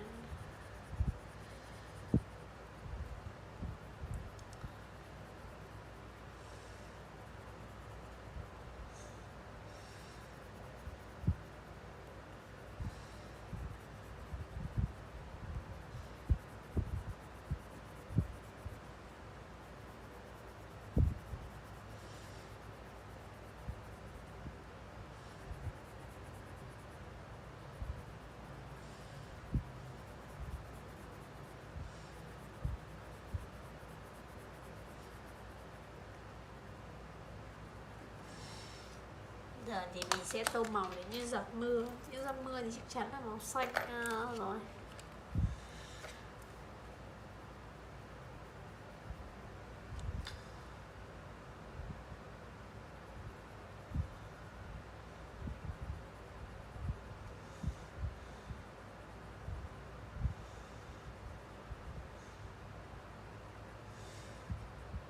Và như vậy là bức tranh của mình cũng đã hoàn thiện. Video của mình đến đây cũng đã kết thúc. Mọi người nếu yêu thích series của mình thì hãy like, share và ủng hộ các video tiếp tới cho mình nha. Tạm biệt mọi người nhé. Hello các bạn, chào mừng các bạn đã lại quay trở lại với kênh của mình nhé. Hôm nay thì cùng mình tô màu cho bức tranh về một cô gái nha. Đây sẽ là bức tranh mà hôm nay mình sẽ tô. Hãy cùng mình bắt tay vào và tô màu ngay bây giờ cho bức tranh cùng với mình ngay bây giờ thôi nào. Trước tiên thì các bạn hãy cùng mình tô màu cho cái phần là gì ta? Đồ buộc tóc hả? Hay gì đó ta? Cùng mình tô màu nhé. Đầu tiên là sẽ tô bông hoa trước.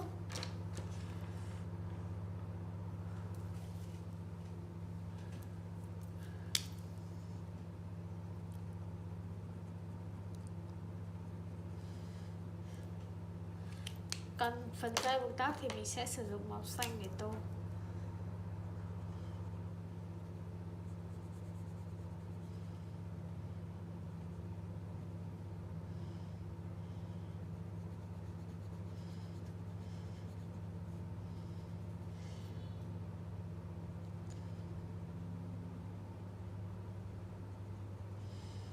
Bây giờ thì mái tóc thì mình sẽ lựa chọn là màu nâu để tô nhé.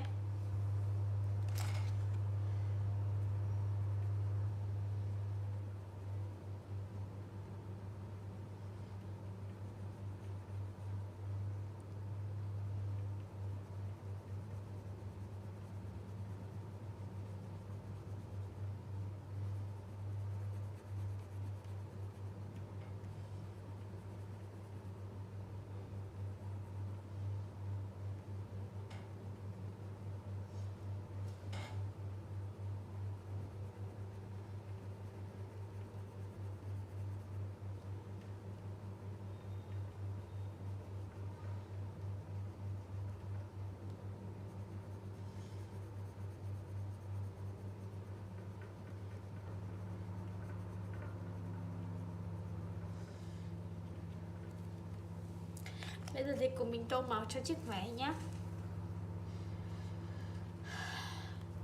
Chiếc váy thì mình sẽ tô cho nó một cái màu tím nhé. Mình sẽ tô cái tượng này. Sau đó thì mình sẽ sử dụng màu tím và tô nha.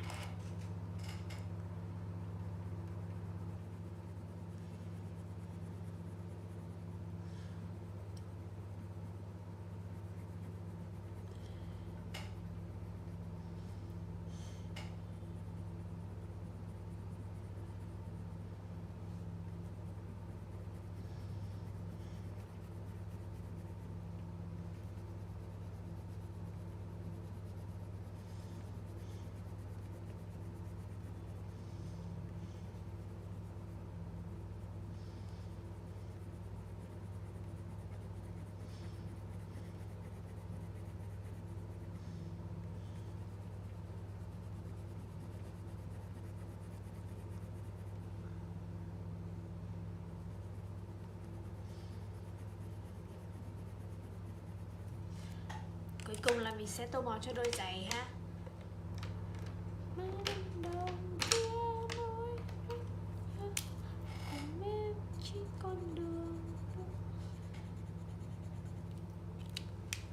Và bức tranh của mình như vậy đã là tô màu xong rồi.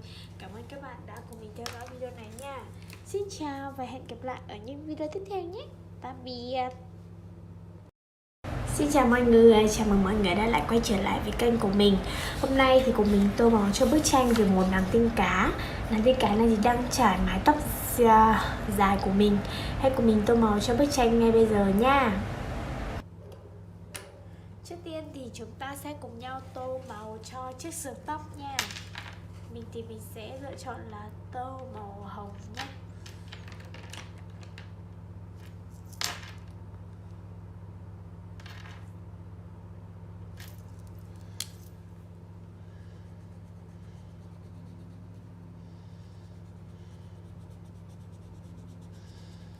Mái tóc thì mình sẽ sử dụng màu đen để tô nhé.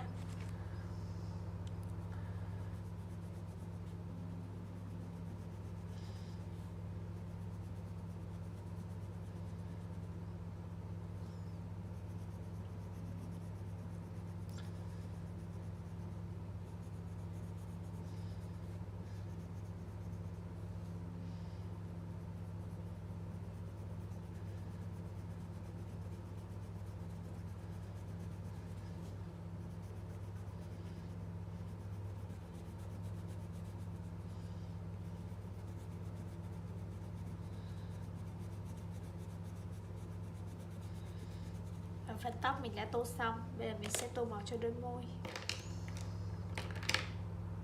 Cái sao rồi đây?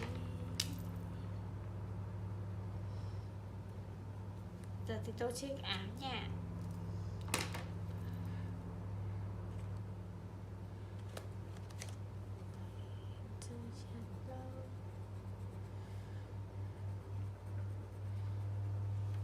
Mình sẽ tô màu cho chiếc lược nha.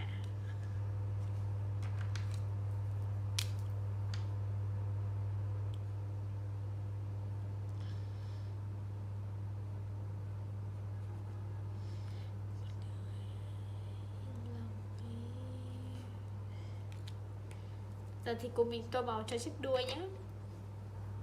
Cái phần vây đuôi thì mình sẽ tô màu tím.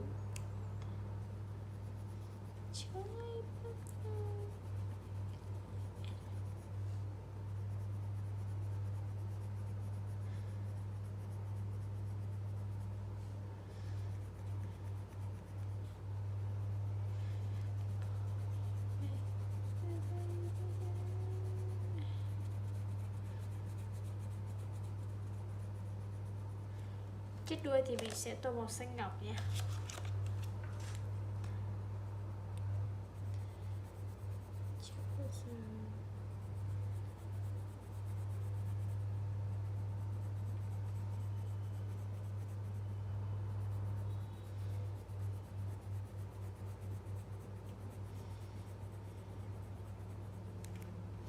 Bây giờ thì mình sẽ sử dụng màu xanh để tô những cái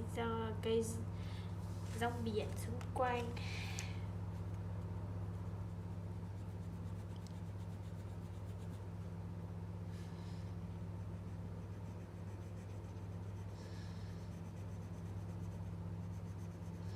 Giờ là tô màu cho những cây san hô nha.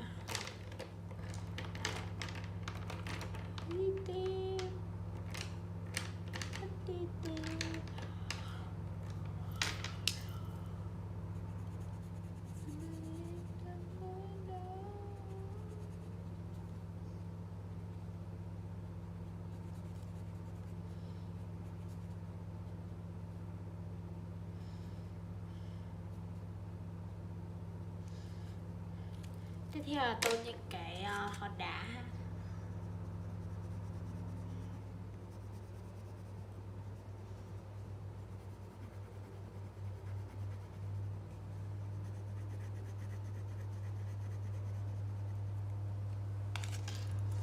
Và bức tranh của mình đã được tô màu xong rồi.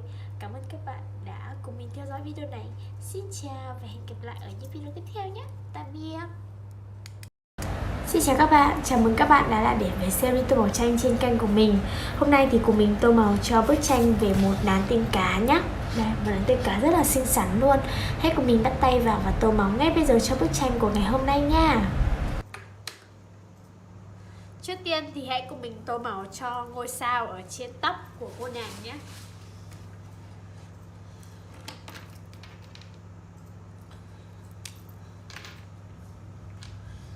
Ngôi sao thì mình sẽ lựa chọn màu đỏ để tô nha.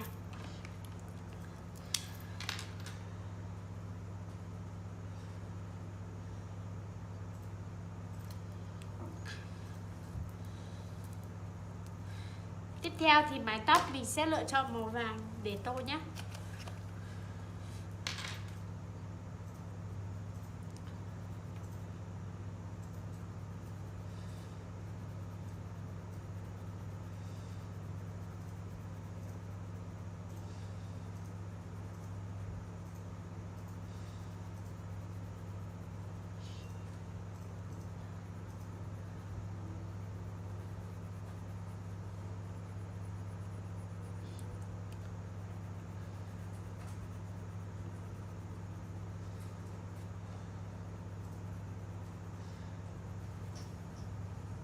Mái tóc mình đã tô xong, bây giờ mình sẽ tô phần khuôn mặt nha. Trước tiên là lông mày.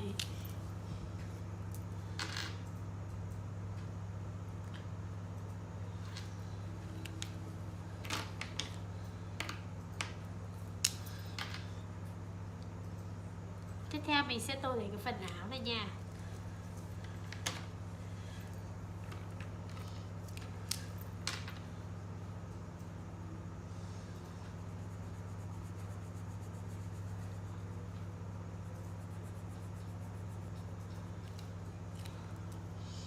Mình sẽ kết hợp hai màu với nhau nhé.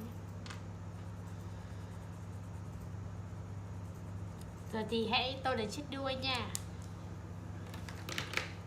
Mình sẽ sử dụng màu xanh trước.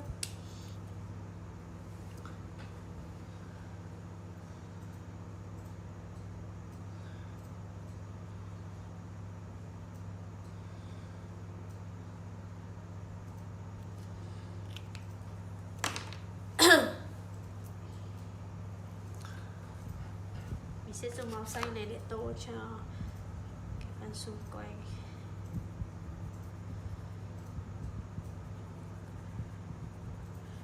Cũng như là tô cái phần vây đuôi.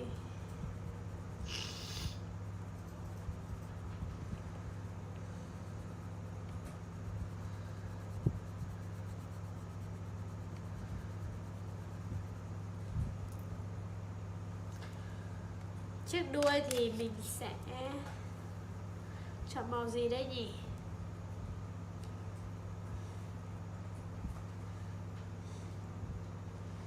Mình sẽ lựa chọn màu tím để tô nhé.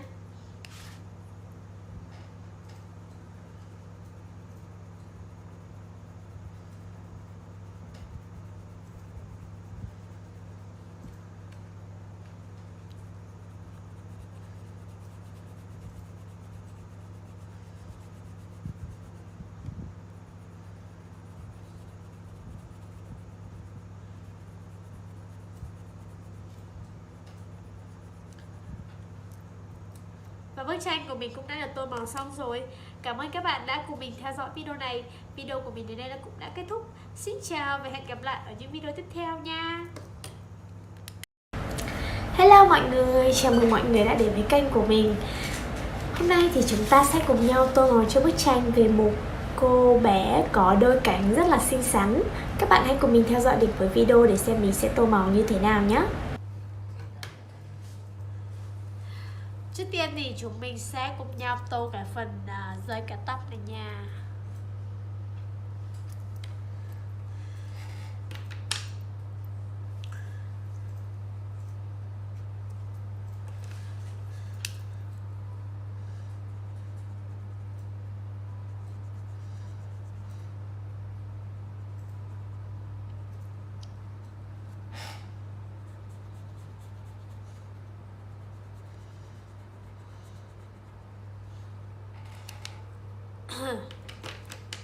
Mái tóc thì mình sẽ tô màu nâu nhé.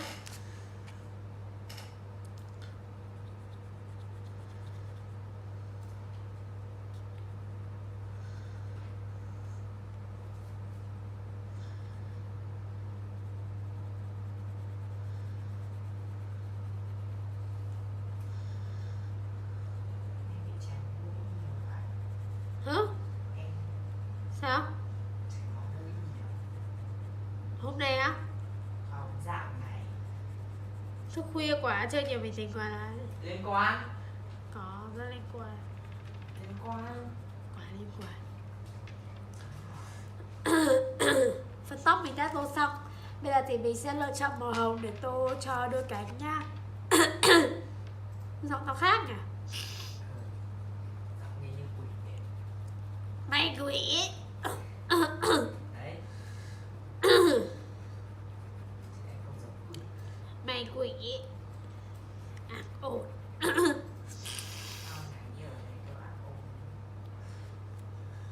Mình sẽ tô hai bên cạnh nha.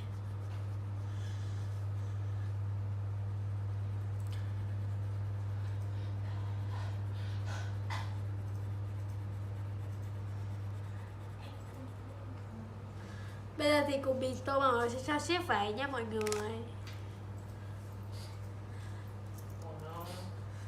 Ổn chưa? Mình sẽ dùng màu xanh để viền những cái đường nét trước.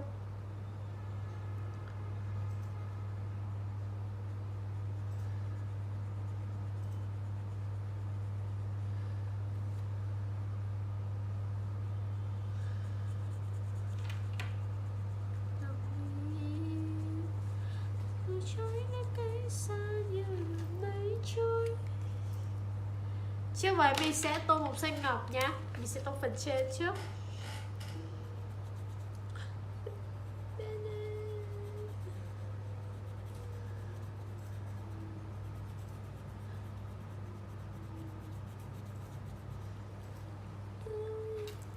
Tiếp theo mình sẽ tô cái phần váy xòe phía dưới nha.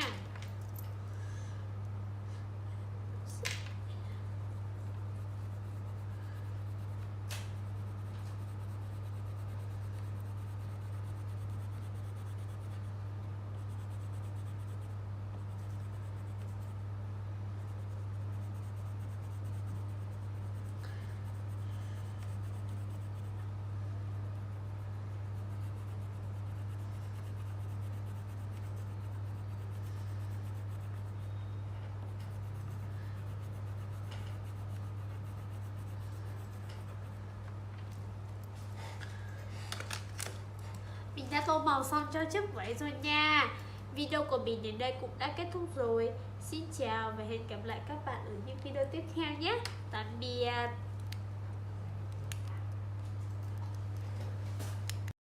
Xin chào mọi người, chào mừng mọi người đã quay trở lại với kênh của mình và đến với series tô màu tranh.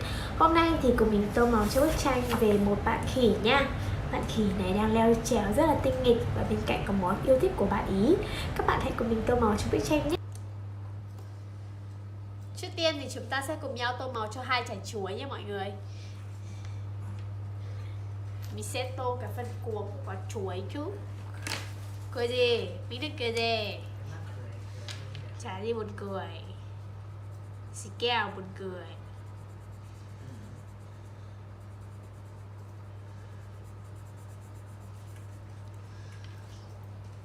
Hai quả chuối thì sẽ có màu vàng nha. Màu xanh được không? Màu đỏ. Mà tại sao tự dưng mình mua đảo? Hôm trước ta ăn thử quả này ngon lắm. Ăn nó giòn cực. Giòn hơn cả cái đào mà là mẹ hay mua cái đào của lông đúng không? Cái đào này vừa dễ gọt mà ăn nó thơm hơn. Mẹ không biết nào à? Chả bao giờ mẹ mua đào cho ăn nhỉ? Bây giờ mình sẽ tô chú khỉ nha. Em khỉ. Tối bổ cho má ăn. Cái mận kia tưởng người ta kêu là không chua, ăn vào thấy vừa chua vừa chát. Bị lừa ấy. Cái mận thì chắc chỉ lắc mới ngon thôi. Mình sẽ sử dụng màu nâu đậm hơn một chút để tô phần lông ngoài nhé.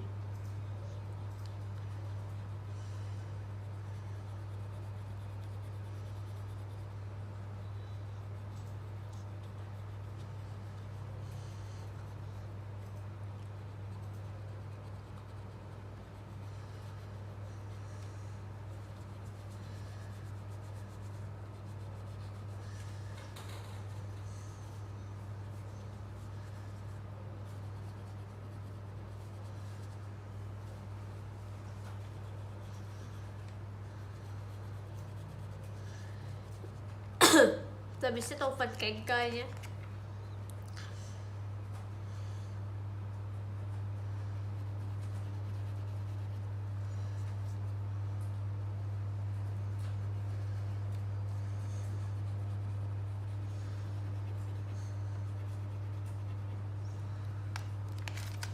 Tiếp theo là cùng mình tô màu cho những cái phần lá cây xung quanh nha.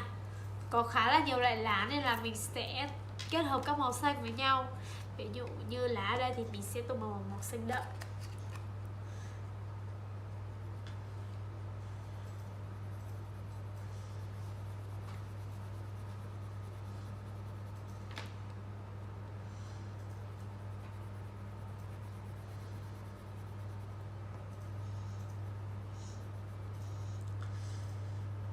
Và mình sẽ tô luôn cái phần lá nhỏ nhỏ ở dưới này.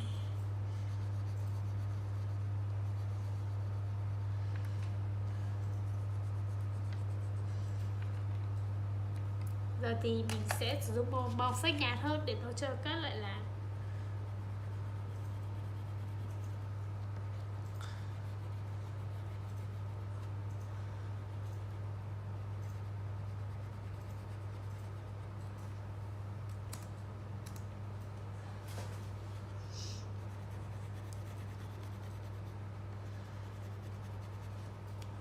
Mình sẽ luân phiên các màu xanh khác nhau nha.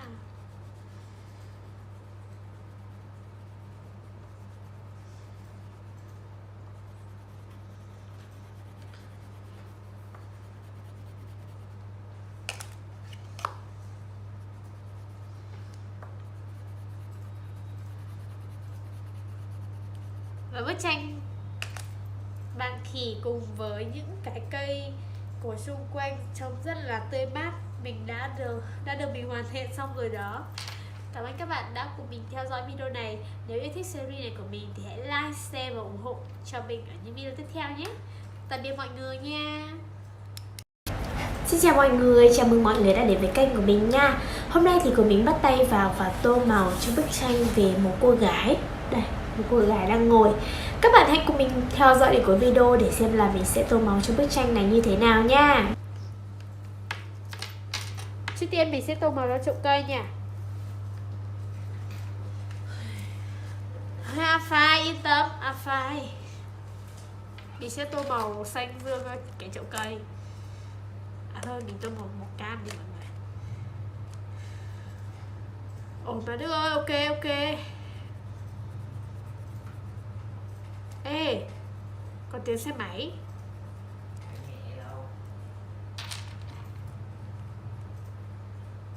Nghe thử đi.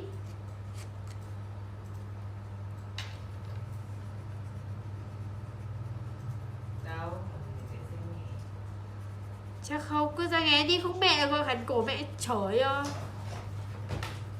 Đi hồi bạc đi.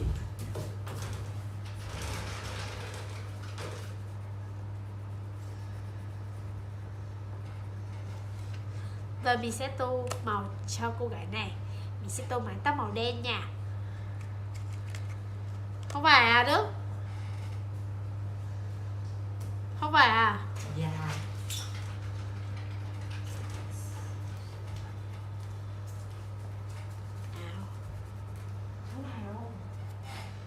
Để yên cho người ta đang làm bận công việc.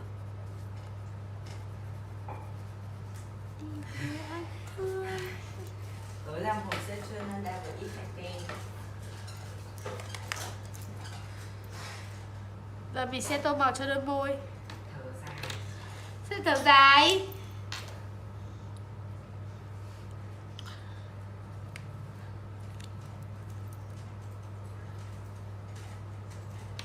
Giờ thì tô đôi mắt nha mọi người.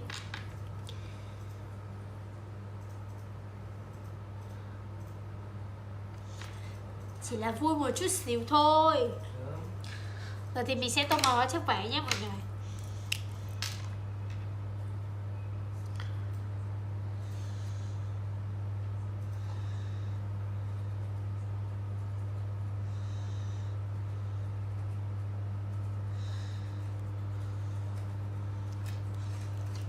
Chiếc váy thì mình sẽ lựa chọn là màu hồng để tô nha.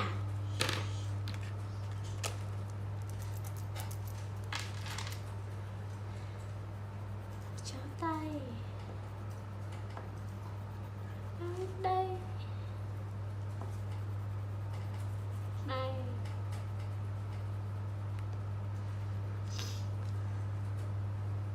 Mình sẽ tô cả phần váy dưới đấy nhé.